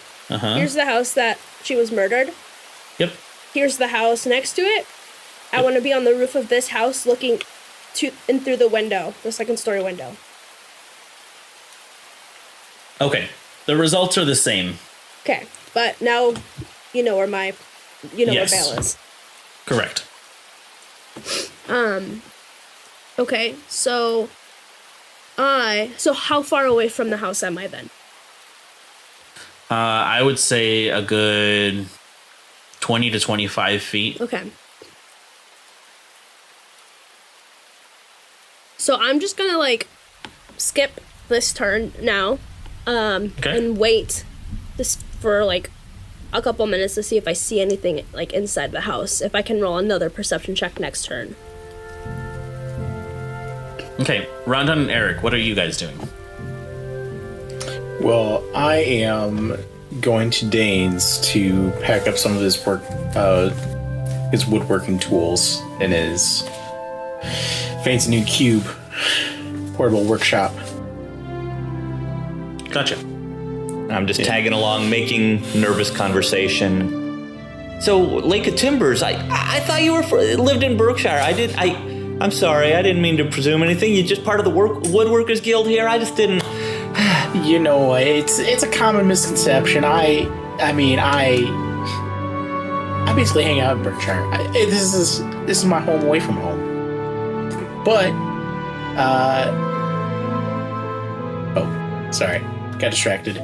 But no, why? There's a whole lake full of timbers. I mean, we're not literally all just living in the lake. We're living more on the lake, but you know. So as you're gathering all these things, you hear a knock at the door of Dane's house. I was anticipating guests. You know what? You can you just, there's a few tools I want you to go put into the portable workstation. Can you put those in? I'll go get the door. Sure. Yeah. I'll go do that. I'm gonna head back to the. Is Dane's workshop? It's actually separate from the house, right? Yes. So, can I get to it without being visible from the door, the front door? Is it behind the house? Yes. Okay, so I'm gonna go back to the workshop then. Okay. Excuse me. I'm gonna answer the door. Okay. You open the door to see your Aasimar friend, Tyron Polar. Oh, Tyron. How's it going? Oh, Rondon, good. Listen, this is a rather uncomfortable visit, but it has been a while since both of you have paid your union dues. Oh, this is a little bit awkward. Yeah, I can quickly take care of this. Dane's good for it. I'll just cover his portion. To chime in, that was a specific thing that I left with Zareem. Like, hey, you do my work and you cover my union dues while I'm gone with your income. That's assuming that he did it. That's true. Okay. So, but yeah, no, Tyron, I'll cover me and Dane's. Can you remind me again how much we owe you? Yes, for the past 2 months, it's just 20 quill from each of you. 20.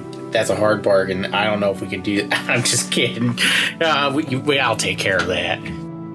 Perfect. Thank you very much. I normally don't like to do these things, but you're just so personable. Yeah. Make it so comfortable for me to do this. Yeah, no worries.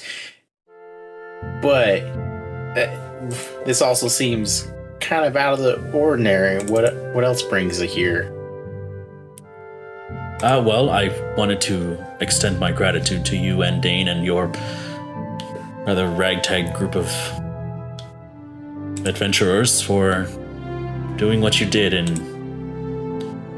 this town. It was a tough moment when the guards swarmed the Woodworkers Guild, and from us to you, we sincerely thank you. It was honestly no problem at all. I mean, Faustus needed to get out of here anyways. And while doing this, I'm also going to want to just do an insight check on her. Just to... Go ahead. We sincerely thank you, but not enough to cover the 40 gold, 40 quill worth of back pay.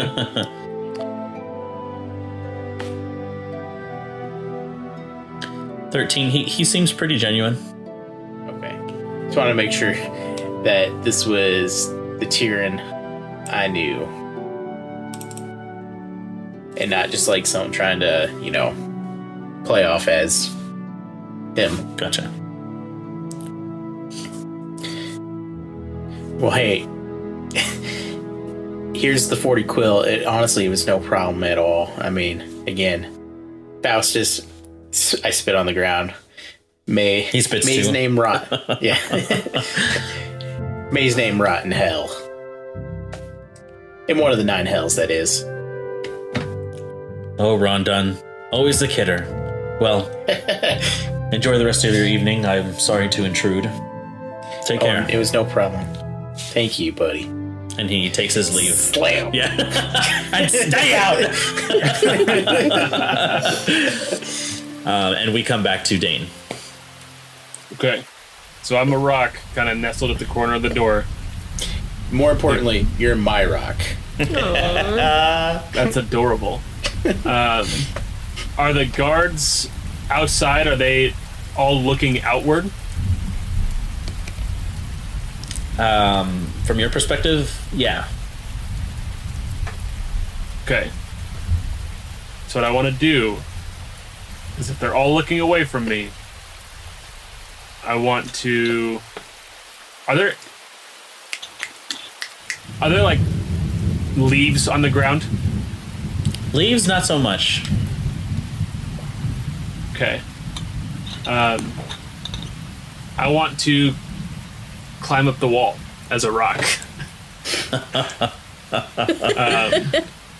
My As rocks do. my next couple steps is I want to creep up the wall and then chuck myself at a window. Okay, so On the first story. I don't believe mimics have a climb speed. They are adhesive. That is true. Let me see this real quick. What does adhesive mean? Sticky. They stick to stuff. Oh.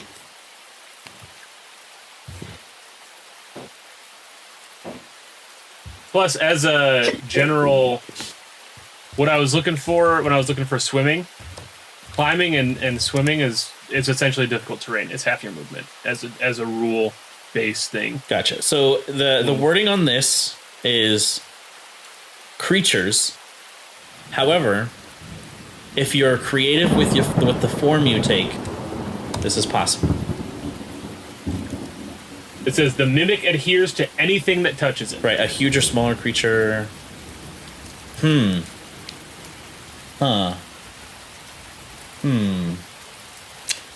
is true.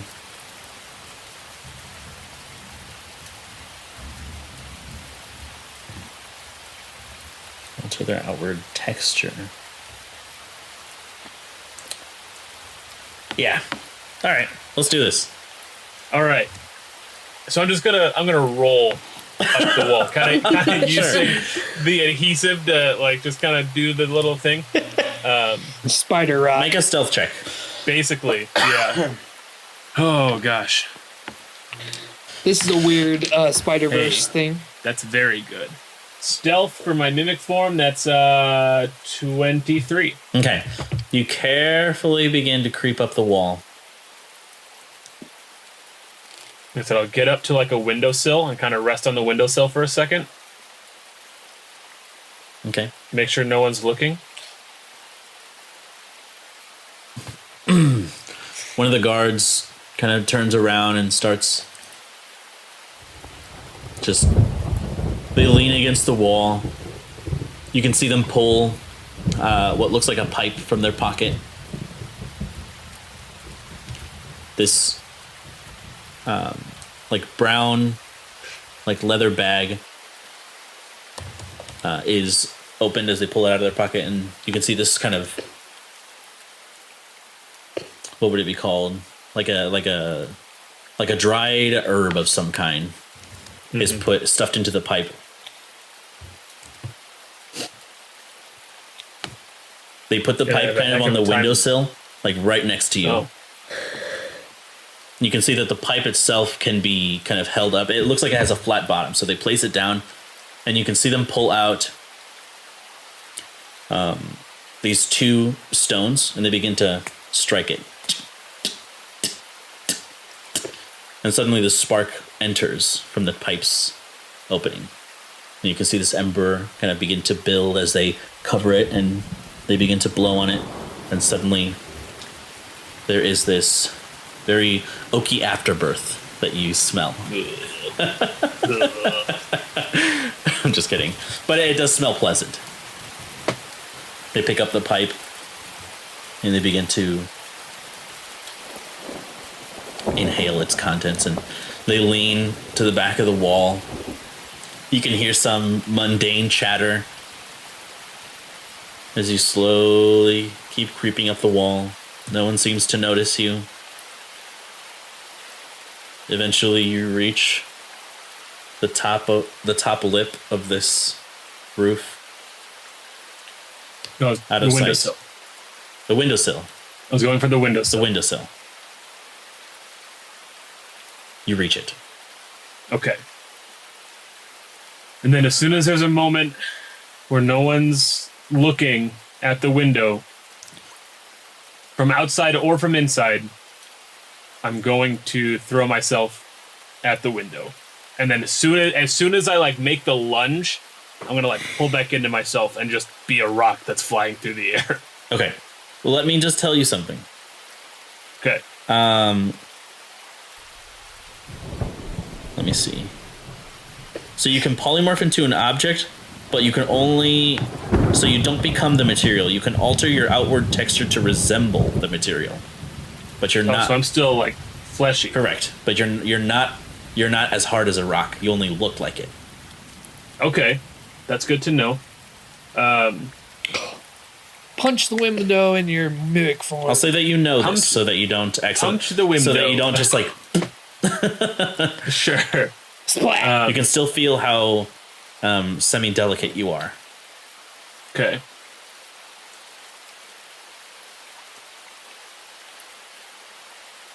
And the window's fully closed. It's not Correct. cracked or anything. Okay.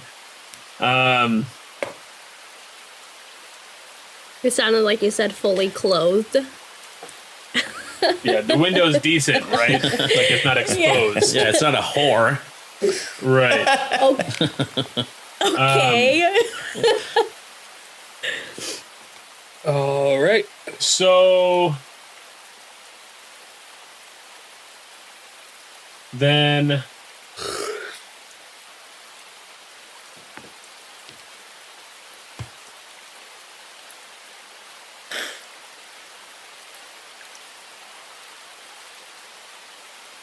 I'll use the pseudopod Okay. to break the window and then fall back on the ground as if someone threw a rock. Okay. Gotcha.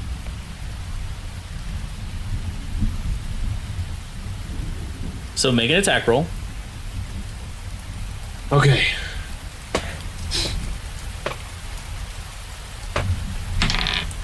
That's a 12 to hit the glass.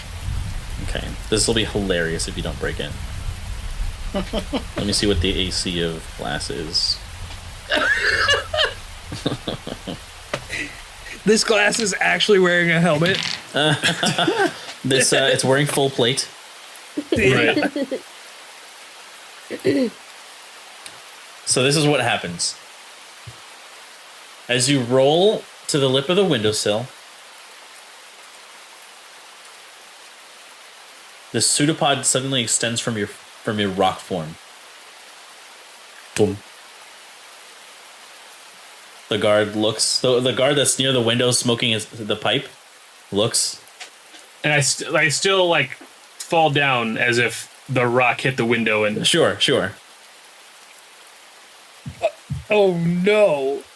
They lean down. What the hell? They look at the glass and they begin to rub their finger over the place. They reach down and grab for you.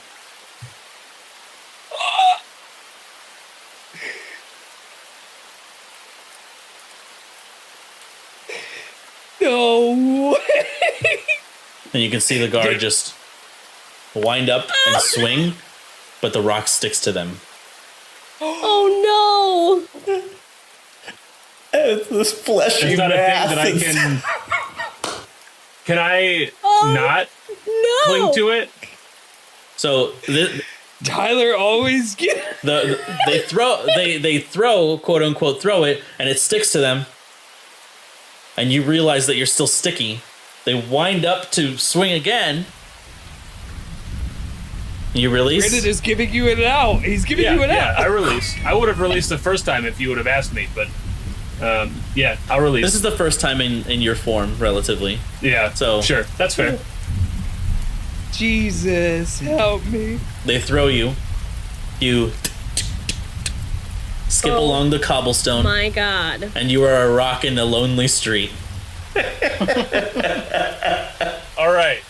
This is all we need is piano, and this is like the saddest story ever told. But there's still, I mean, to be fair, there's still someone that threw a rock at the window somewhere.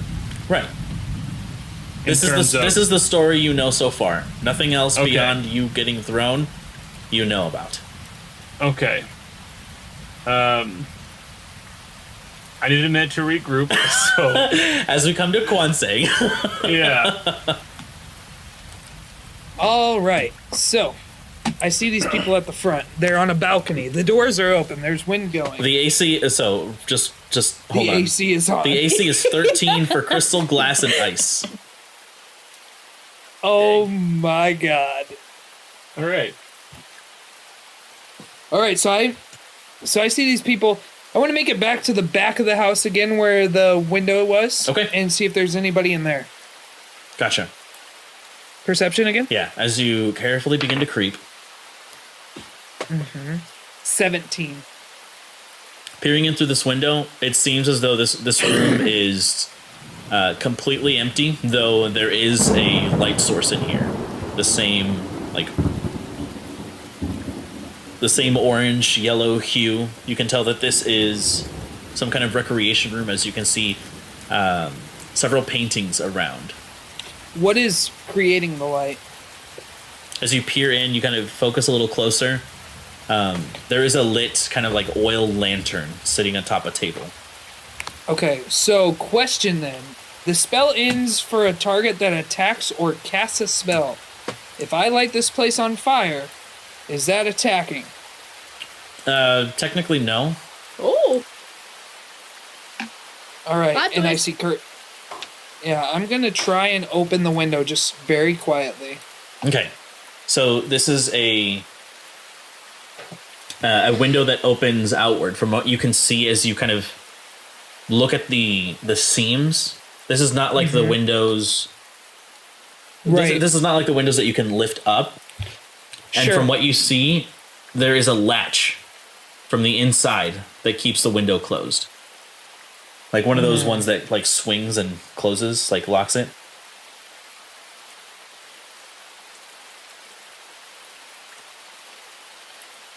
Be creative on this. Is there any access to this at all? Not from where you're standing, no. Can I try? So the latch you said is over. Can I try blowing some air? No, that's an attack, isn't it? So it'll break my invisibility. Let me look at my equipment.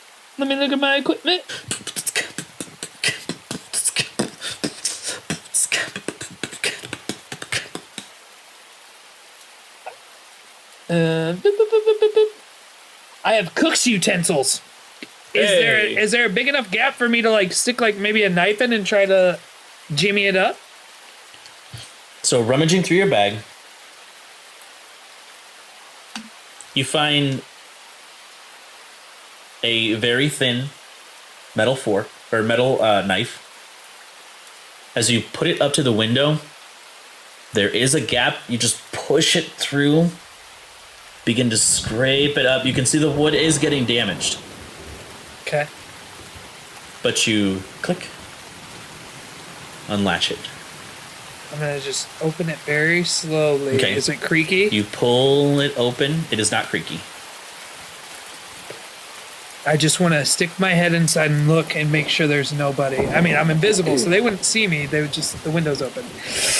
Perception check and stealth Dear check God. with advantage. Okay, so my perception is a 23. Okay. And my stealth is a 23. 27. No, wait. Stealth is +8, isn't it? Hold on. Yeah, so 25. Okay. 2 17s. No one else is in this room. And as I'm you gonna light a house on fire in honor of Pip. and as you step onto the windowsill, you step down into the room, bringing with you a puddle of water. Yep. The door to the entrance to this room is slightly open, and you can hear this like deeper voice resounding from just outside the door. Do I hear what it says? I'll say from here you can catch whisperings. It doesn't sound like, what am I trying to say? It sounds like just casual conversation. It doesn't sound like anything particularly important. Okay, It's just so like- the So is this your Go first ahead. time here? Yeah, I actually just graduated from the guard school. Okay. Oh So yeah, I it's a tough time, that one. So what I want to do is I'm going to take that light source. You said it's like a flame, right? It is an oil lantern, kind of like it has like an oval shape, and it comes like what is that called? Like a flute. Okay. And so usually those have little screws on them to take the glass off, correct? Yes. So I'm gonna kind of unscrew it and take the glass off so that the flame is exposed. Perfect. And I'm going to set it right under a curtain. Okay. And then I'm going to make my way out of this house and close the windows quietly, Okay. starting the back half of the house on fire. Gotcha. And as I leave, I go, Utarapori. And I close the windows. Okay. Dane's a sad rock. Look at that sad rock. Bale, Yes. what would you like to do? Well, I kind of God, I'm want to. nervous What do I as see? heck. Because I'm just kind of scouting. Like, I'm just waiting for action. And I also want to make sure that I see the dagger. Gotcha. So from where you are, a couple minutes pass as you're just scouting, waiting. You cannot see the dagger. The visibility is poor, especially from this distance. Can I get a little closer? You'd have to make the leap to the other roof. Well, you couldn't really leap from this roof to Can I roof. misty step? Yeah, you can misty step to the other roof. Okay, I misty step. Okay. So you misty step to the other roof. Would you like to peer in to this room Yeah. again? Okay, so make a perception check. 15. 15. 15. You peer in, more details become visible to you as you can see a fully furnished, what looks like a... but it's not immediately obvious that this is a bedroom, but you can see the open window, the flowing curtains, several pieces of furniture, like couches and tables, like end tables, and kind of with like marble top and gold trim. You can see this mutilated body, and you can see what look like two black silhouettes kind of framed by what looks like lantern light inside this room. Am I looking down like this? No, How am I looking? you're looking in through a window at the same level as this room. Gotcha.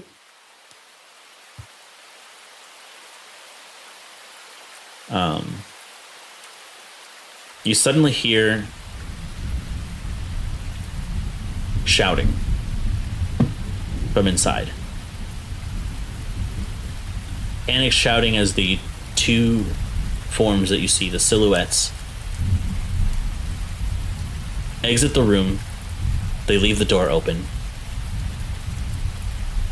the room that they're going into, you can see this blazing inferno. As soon as they leave the room, I'm gonna mage hand and try to get that dagger. Gotcha. So, do you have to have... Because this window is currently closed. So what's the specifics on mage hand? Let me look it up. I just have to be able to see. Choose within the range. space. Yeah. Yeah, so you, from the other side of the glass, you create the spectral hand. What next? Yep.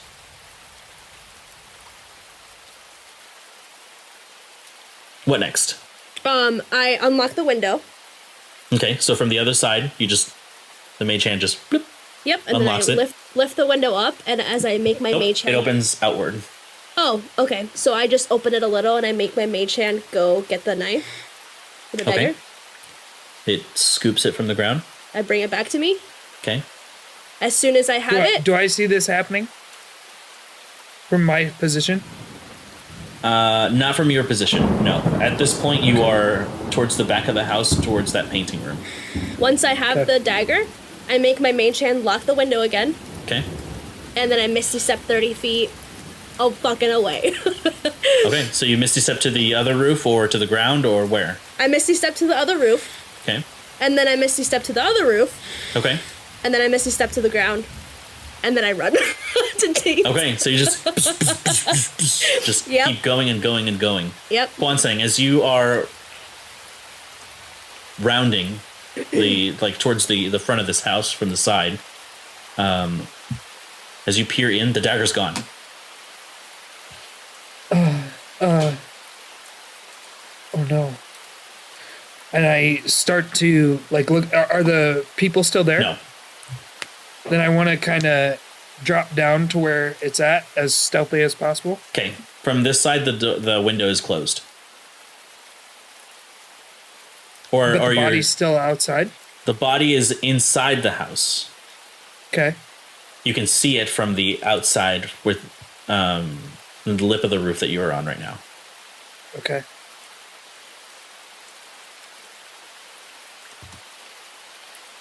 I'm just going to assume there's nothing I can do now. The dagger's been grabbed or whatever. I'm going to leave. So I'll get off the roof and I'll run into the night. Okay. And then I just kind disappear. of I wander around the streets because I don't know where Dane lives. I think you This is stayed great. there once before because you didn't stay at the Red Brook Manor. No, I did. Yeah. I did stay at the Red Brook Manor. You did? Oh, we Yeah. didn't RP that then. Yeah. Because Errik and Kwansing were both there, but you didn't say anything. Yeah, I said I took a bath. Oh, shit. Well, then I Yeah. wasn't listening. Yeah.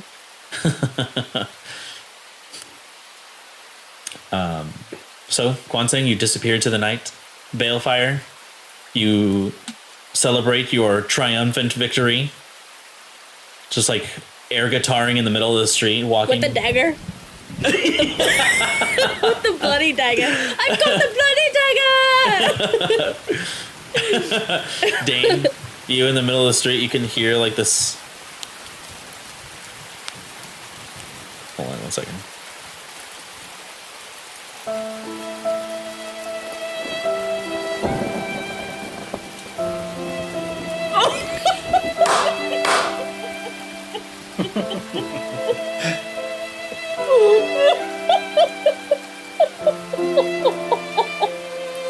Brandon, look at... The rain continues to fall around Dane the Sad Rock. As you look up to the sky, you ask yourself, why? Why? As you slowly roll away in defeat.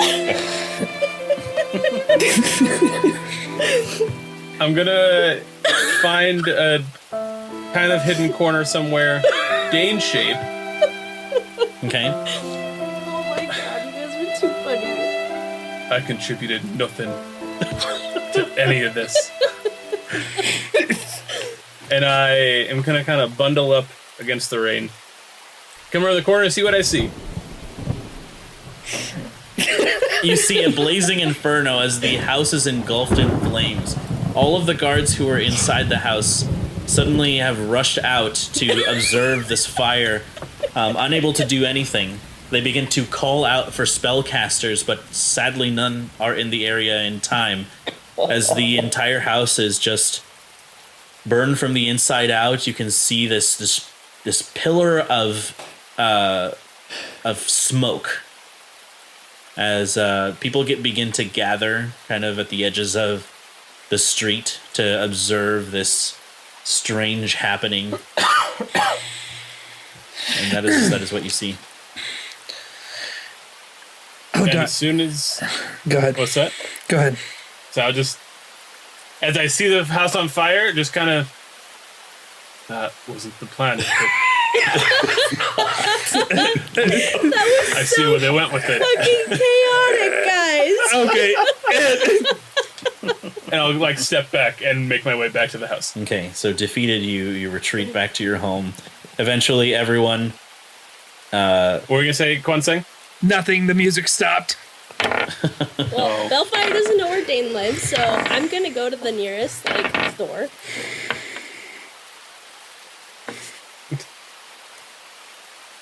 Gotcha. So as everyone begins to make their way to Dane's house, Bale, you make your way to the nearest store. You can see one place is... Or pub, wherever. Anywhere that's open. Okay. So, first time you've been here, you can see, if you're scouting for a pub, you eventually find the Flaming Boot.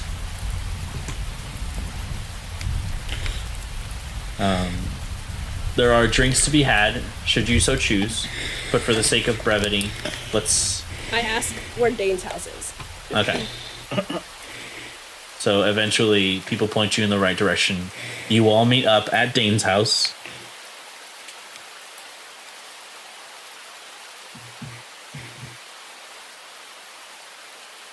Hey, Dane.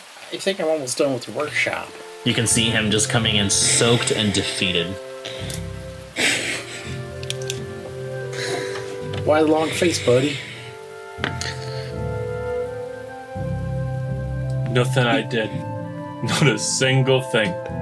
You didn't turn into a frog again, did you? That would have been better. That would have been better than what happened. Dane, how do you get yourself in these situations? I don't know. I don't think. That's my job. Stop stealing it. For all my thinking, I don't come to any conclusions. Have you seen Kwanseng or Balefire? Just as you mentioned them, they both seem to come in at relatively the same time, speaking with each other. Well, this was very serendipitous, Dane. Well, hello there, fellas. How'd it go? Did you get it? Look what I got here. Well Turns out done. Not all of us are failures, and I thank the gods for that. Well, So just in and out, real quiet like? Like a dagger. Actually, I don't know how, but the house started on fire, and I just saw that as my opportunity to grab the dagger and run. I also don't know how the house started on fire. And I walk over to the stove, immediately trying to hide my face, and I start a pot of tea. Make a deception check, Kwanseng. Oh, God. Oh, that's actually not bad. 16. Okay. Say, my passive insight is 17. So, there's some funny business. Yeah, it must have been struck by lightning. I believe Kwanseng 100%. Because I have a 10 for passive insight.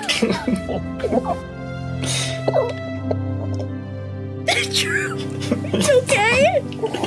I feel so bad for lighting that house on fire. It's not like anyone lives there anymore. I'm so glad that the guards made it out. like, that's the thing I was nervous about. Well, that I know of, I guess. I thought Brandon was going to be like, and a couple cards get stuck inside.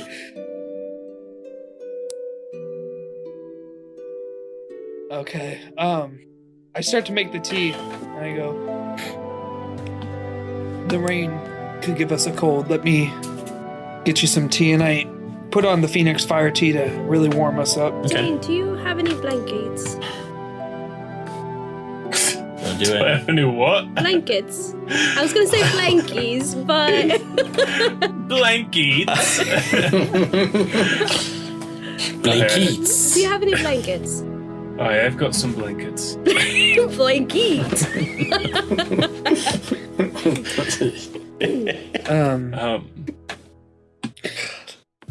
As we sit around and just kind of shoot the shoot. I just kind of look around the table and I go, this might be the last night we get to spend time in here. For a little bit. Also, it's maybe midday. Yeah. I mean, You know, day. wake up, first thing in the morning, eat breakfast, commit arson. This time it wasn't Must me. be Tuesday. I honestly, I think that we should stay here all day and leave in the night. Couldn't think it's all night. Is Zareem living here? They are not. Oh, yeah.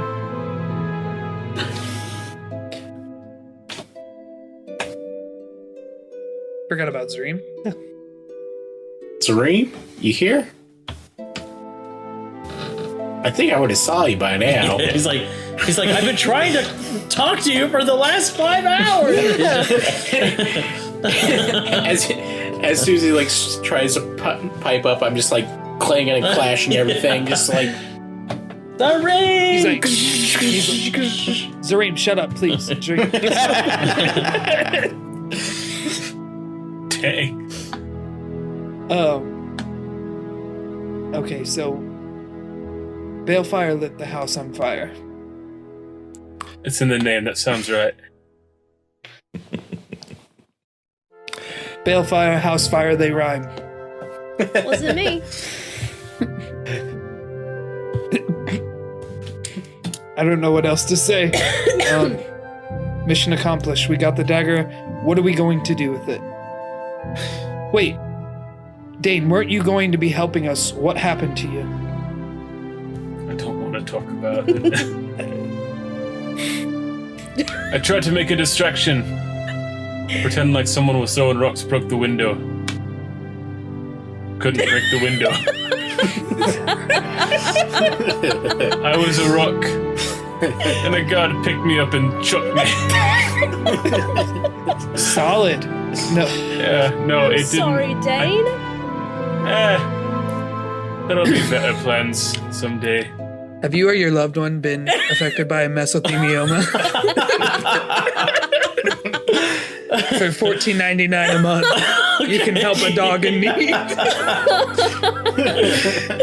That's what I think of every time I hear this guy.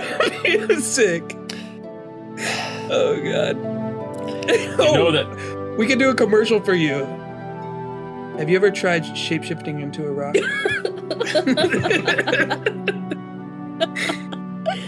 Oh my god. Oh man. So what's You know what next? rocks do to windows, right? Oh my god. Yes. I'm sorry. Merciless. It's just so funny that you were just one AC. You get it. You know what Oh. rocks in the windows. All right, I'm done. All right. Y'all can find somewhere else to sleep tonight. So what's next? I told the mayor we were heading to Onor as really just a story to cover for my behavior this morning. But we do actually have business up there, right? Yeah. I'm searching for a weapons dealer for Priscilla. And Antorian mentioned a missing person from that area. Balefire, now would be the time if you would like to leave the group. This is your opportunity. I quite enjoy your company. Quan Sing and Dane, I appreciate both of your efforts tonight, but it kind of feels like Balefire's the competent one in the group, so I kind of want her to stick around. I get shit done, fellas.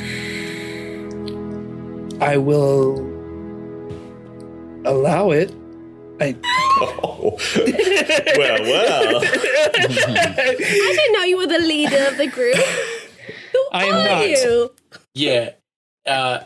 I'm the leader of this group. Dane, This can actually, I stay? this checks out. Yeah, it's not up to me. As he's over there I like having sulking. you around. Just kind of. Tea's getting cold. Just looking at the cup. I can't wait to play that music. Can you please put that in the podcast? I'm just sitting outside. I'm just sitting outside in the rain. No umbrella or anything. Just Just Dane, slump please over. come in. You're gonna catch your death out there. Insides for winners, Rondon. You're a winner to me, Dane. Please come inside. This is going to be one that's so hard to translate into a podcast. I'm gonna have a hard time Lord. with this one. For reference, for everyone who can't see me right now, my Zoom background is the GIF of David Tennant as the Doctor standing sadly in the rain. So that's what everyone sees. Or you can also pronounce it as GIF, but you're wrong. Nope, it's GIF. It's GIF. It's GIF. It is GIF. moving on. Tyler Roll has for left the initiative. chat. Battle Royale happens now. Dane, may I speak with you privately for a moment? Yeah, I suppose so. I think I've got a couple more things to grab in the workshop. If you'd like to step back there. Yeah. I showed her to the workshop. I turned around on and I go, Bill and Dane sitting in a tree. HIJKLMNOP. Quan Sang. You think of His Narina. fiancé.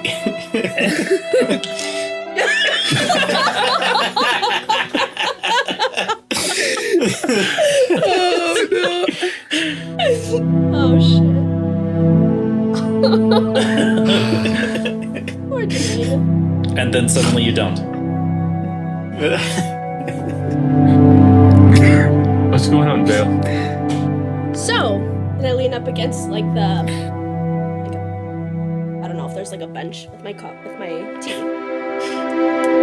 What's that glowing thing coming from your chest? Wow. Narina, Rude. this comes to your mind once again.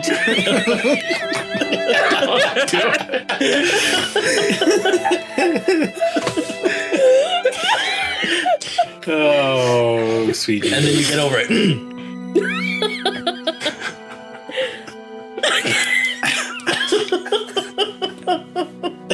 Brendan, I was serious for a moment. Okay, everyone, just calm down. That's you making me laugh. I know, it's my fault. I'm sorry. It's Blinkies. I want to. I'm questioning the motives behind the question. Sure. So make an insight check. Okay. Let's see, it's 14 plus 21. So what is your feeling towards asking this question, Vale? I'm genuinely curious. Okay, so just curiosity. Okay. I kind of put a hand to it for a moment. I don't recall. Did we talk about the stars already? Rondon is waiting for Dane to come back in and stop being a sourpuss. So, Rondon, which direction is this lake? Could we stop by it on the way to Honor if we're heading that direction? I would love to see your home. Oh, I wish we could. I believe it is west of here.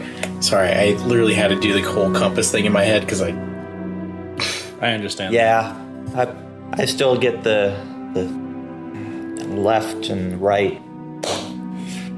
Yeah. When both hands make L's, how do you know which one's left? Exactly. But yeah, it would be a nice, fun little detour to stop by the Lake of Timbers, but I think it'll be a little bit out of our way.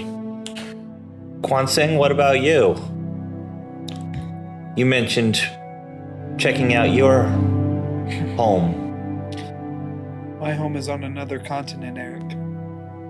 Oh, that's a little... That'd be a great detour. Yeah.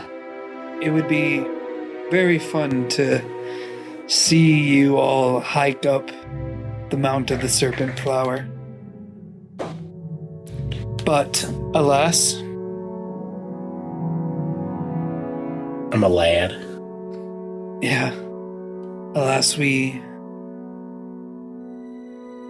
I do want to go home. I want to see my people again. It's been 3 years almost. 3 whole years. It's so wild. Can't even imagine. It's interesting going from town to city to town and seeing all these places and now kind of not seeing them in the dark. Because you meet a lot of people, and different people provide different things. And I've grown to love all of them, but I've really enjoyed my time with each of you.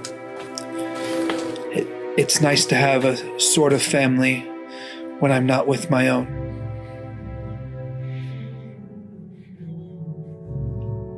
Well, Kwanzaa, you make me blush.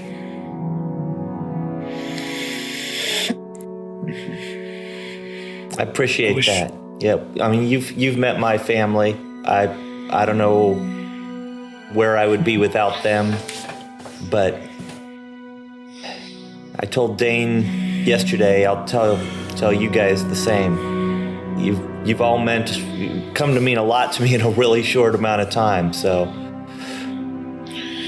it's the thing about risking one's life with each other. Brings us a little bit closer. I mean, we all literally watched Dane die. And Pip. And Pip. And Niffy. I just kind of take a long drag of my tea. Just kind of... I cut my hand over my tea. And I tell Rondon, I say, I know you like... Is it coffee? More? Yeah, but this tea ain't bad. And I say, the monks have a way they drink tea. If you cup your hand over it, put your nose up to it, and you let it hit the back of your throat, you can then taste what the tea really tastes like. Now slurp it, make it really loud.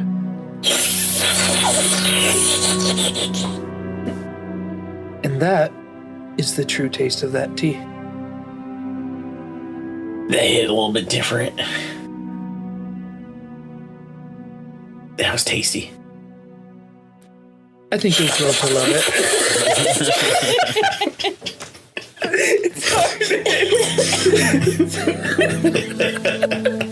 I was doing so good. Okay. And that's where I stop. Yeah. Okay. We come back to Dane and Bellfire.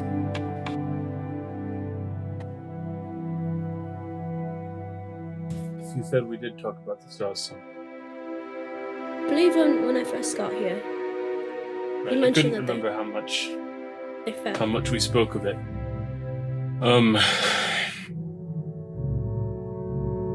So the stars, they're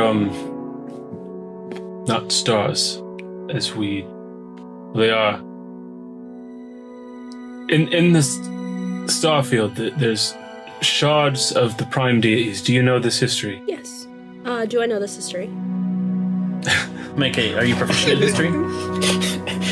Yes, I know this history. Do I know? No? I'll say you can still make it, but you'll get less. You'll get less information. Okay. That's a 6. What's that? Actually, I don't. There was some war. The details are fuzzy for me. And these 3 prime deities. Danielle. Aniel, Eragoth, and the one whose name I can never remember. They gave their lives. They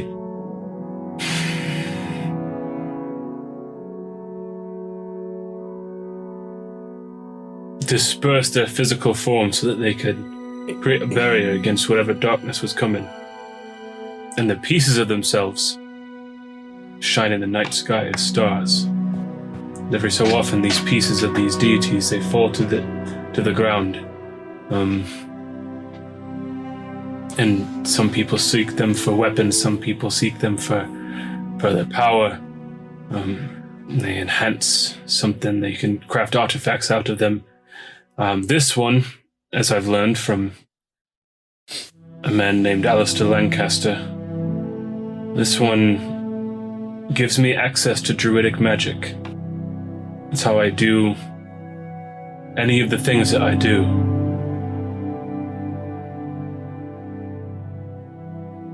It was a final gift from Narina, my fiancée.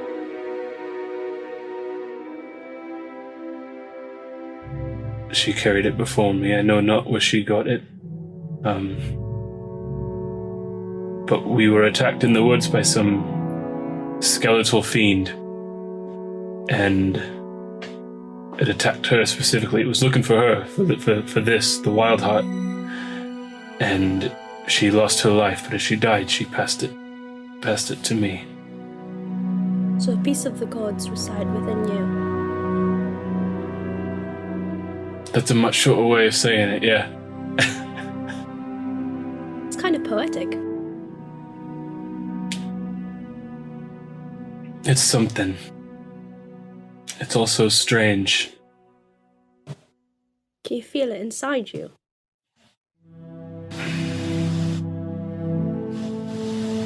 It's like when you get a haircut, and at first it sits on your head weird, and you don't really know what to make of it, and then you don't notice anymore because it's just part of you. Mm-hmm. That's just what it feels like now.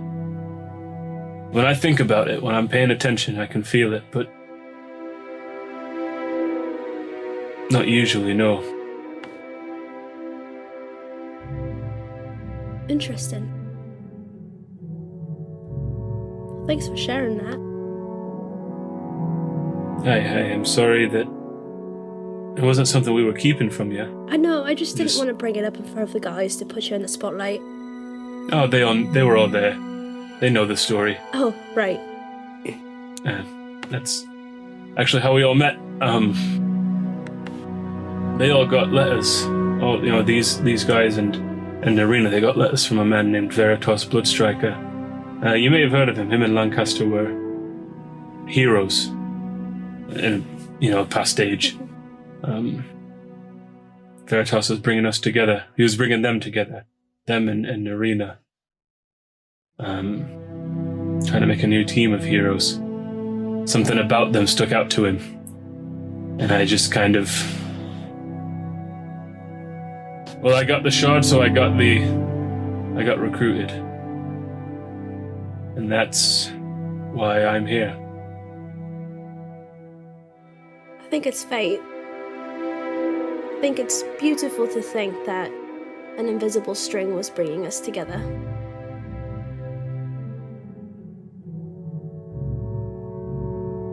Perhaps. I don't like the cost that string is extracted.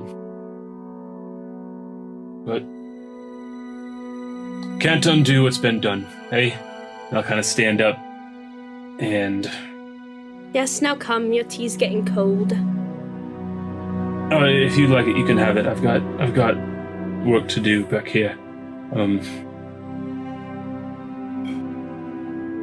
Excuse me. Yeah. Good night, Dane. Thanks. It's like noon.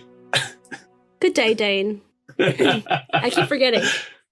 Right. It's always night. It's hard to remember. All right. So as you separate from Dane, you get to work in the workshop, doing whatever you're doing. I'm just trying to find anything that Rondon may have overlooked, anything that sticks out to me as something important that might be good for the traveling workshop. Not particularly. He was pretty thorough. While he doesn't have proficiency with these tools, he's very familiar with them. Yeah. Okay.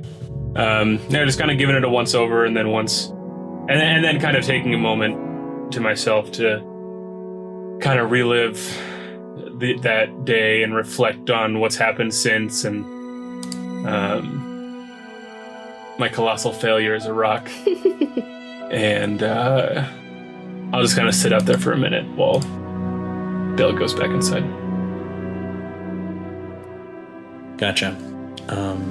So as Bale, you step back inside. For the sake of brevity, you spend as much time in Berkshire as you want. As we're doing a kind of time skip. Now, How many I days? swear. Go One ahead. thing, I'm gonna get faster than you one of these days. All right, ready? I want to race you. I'll give you a head start. All right. I'll count though. 3, 2, 1. I hop on my air scooter and zoom by her. Okay, yeah, he just destroys you, like. Bloody hell. The rain eventually does stop. And you think back and you are kind of happy that you took care of that sewer problem. Oh, yeah. It would not be pleasant. So, how many days would you like to spend here? Just as a general, like... I just want to spend enough time there, for me at least, I want to ask Priscilla to give me as much detail as she knows about the man that I'm going to talk with for her. Perfect. So she tells you... I'm going to tag along on that trip. Gotcha. She tells you that the man's name is William Harlow. His company, or his business, deals with distribution of magical items across all of Primaris and some, but few, other continents. They are an Aasimar with purple hair and a purple mustache. And they live in the city of Tenebrium, which is the topmost island of Primaris. Can you say that again? Tenebrium?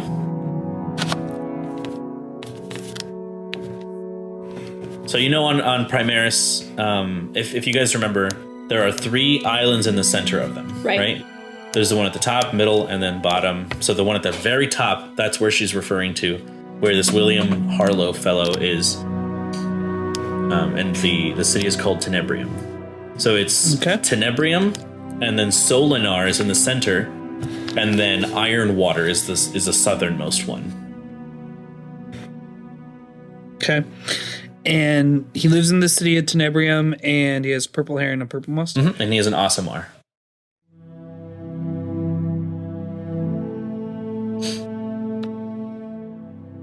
Okay. She needs you to make a delivery to him. She mentions to you that it is a box, probably a good, let's see, what kind of container should she send you with?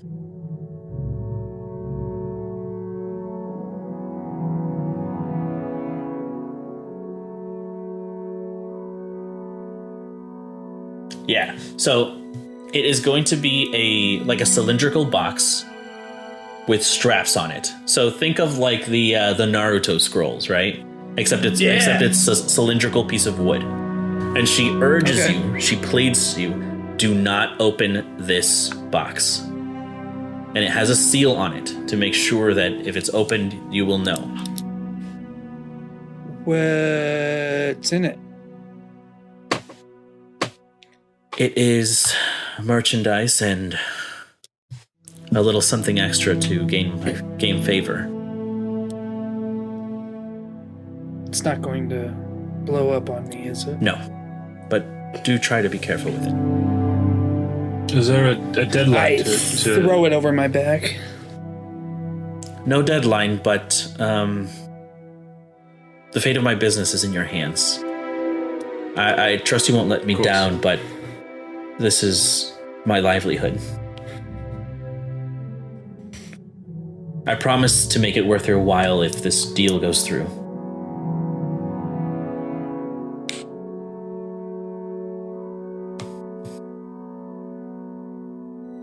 In the meantime, I'll have to resort to using my magic sense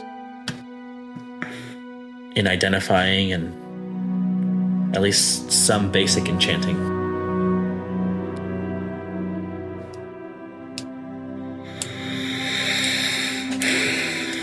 As you wish. Speaking of these types of magic seals, could one learn to do this?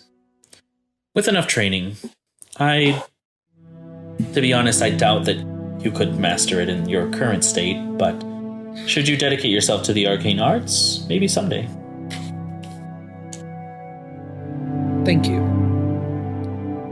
She nods as you take your leave. I've got a question for you. Maybe you can help me understand the nature of an item that we recovered. And I pull out the Seed of Darkness. You pull it out as, just as the item describes, it seems to pull kind of light into it. It creates this dark sphere around it.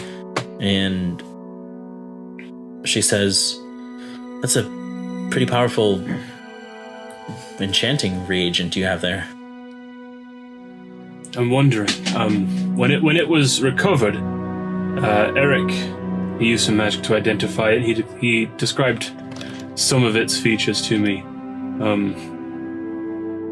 It says it can be infused into weapons, but if it's used as some sort of spellcasting focus, would it grant the spells that same necrotic damage?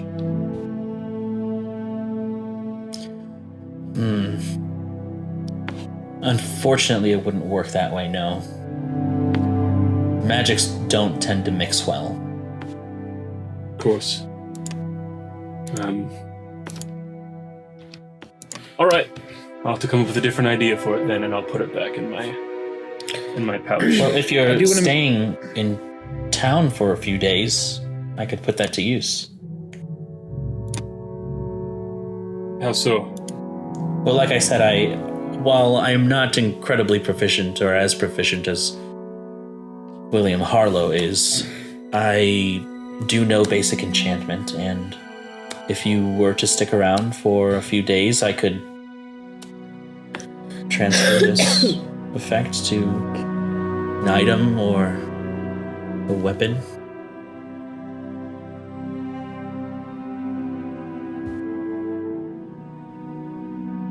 Or you can leave it with me and come pick it up when you are finished with your business. My thinking was that I would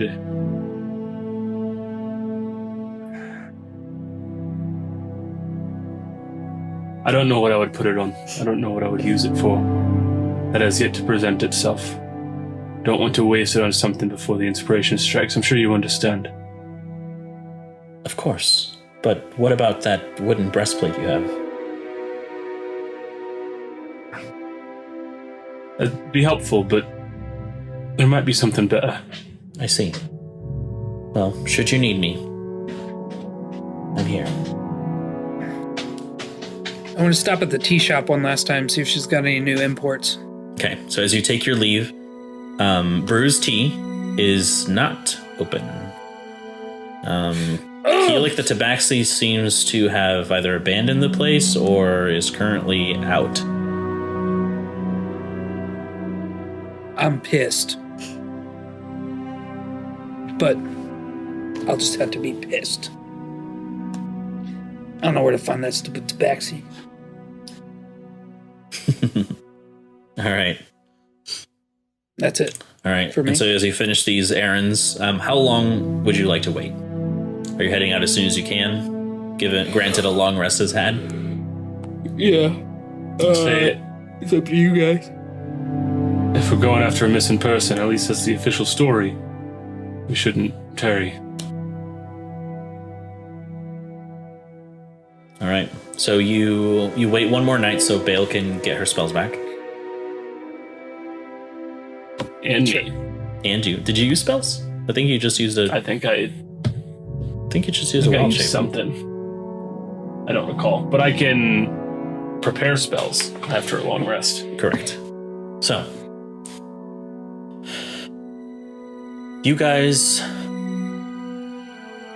pack your things, take care of any unfinished business,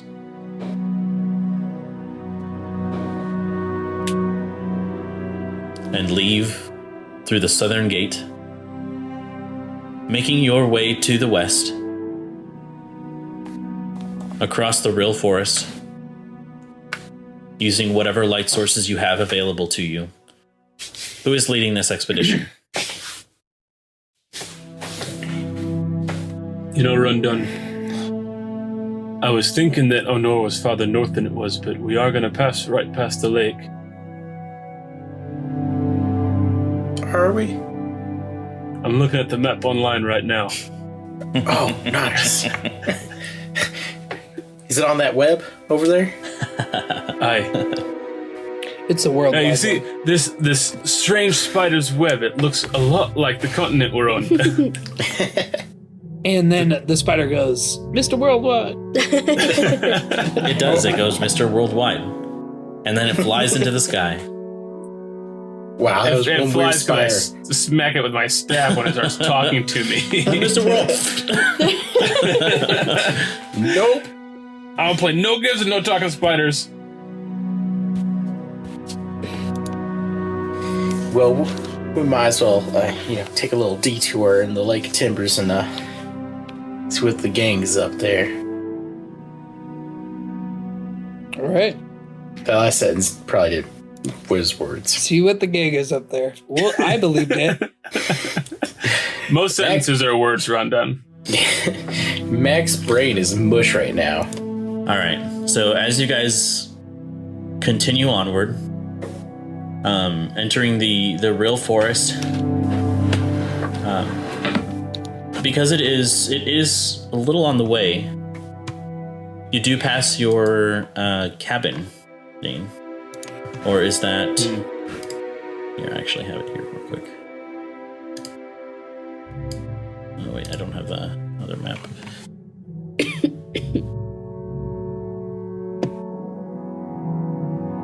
I have it on my other computer, but not this one. Say, looking at it, Is the cabin before the Lake of Timbers, or is it? It's before, but it's a little farther south. Gotcha. If we want to go around the southern edge of the lake, we would pass by the cabin.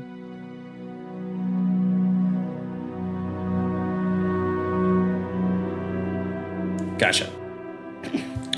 Yes. All right. So as you begin to head to the west,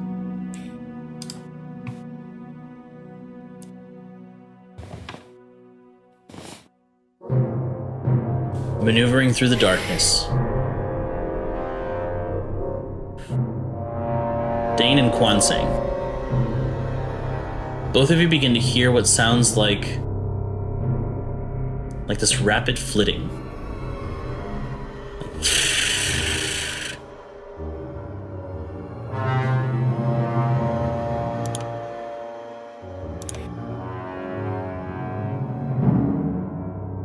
Strange.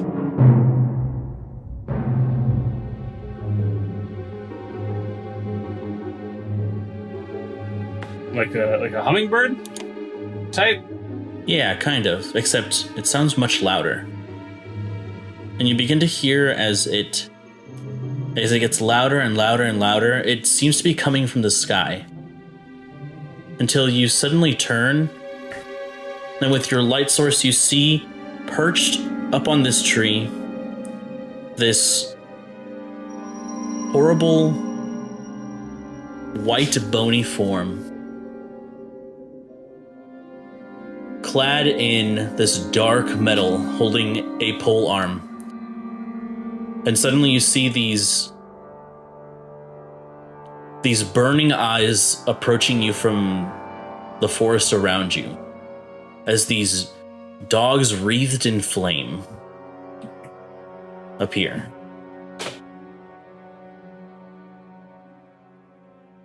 This form begins to speak from the top of this tree, and it says, "I found you, you wretch.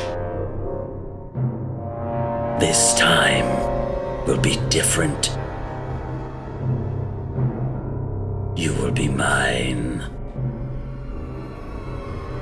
And you suddenly hear the dogs beginning to bark as they charge towards you. And that's where we'll pick up next time.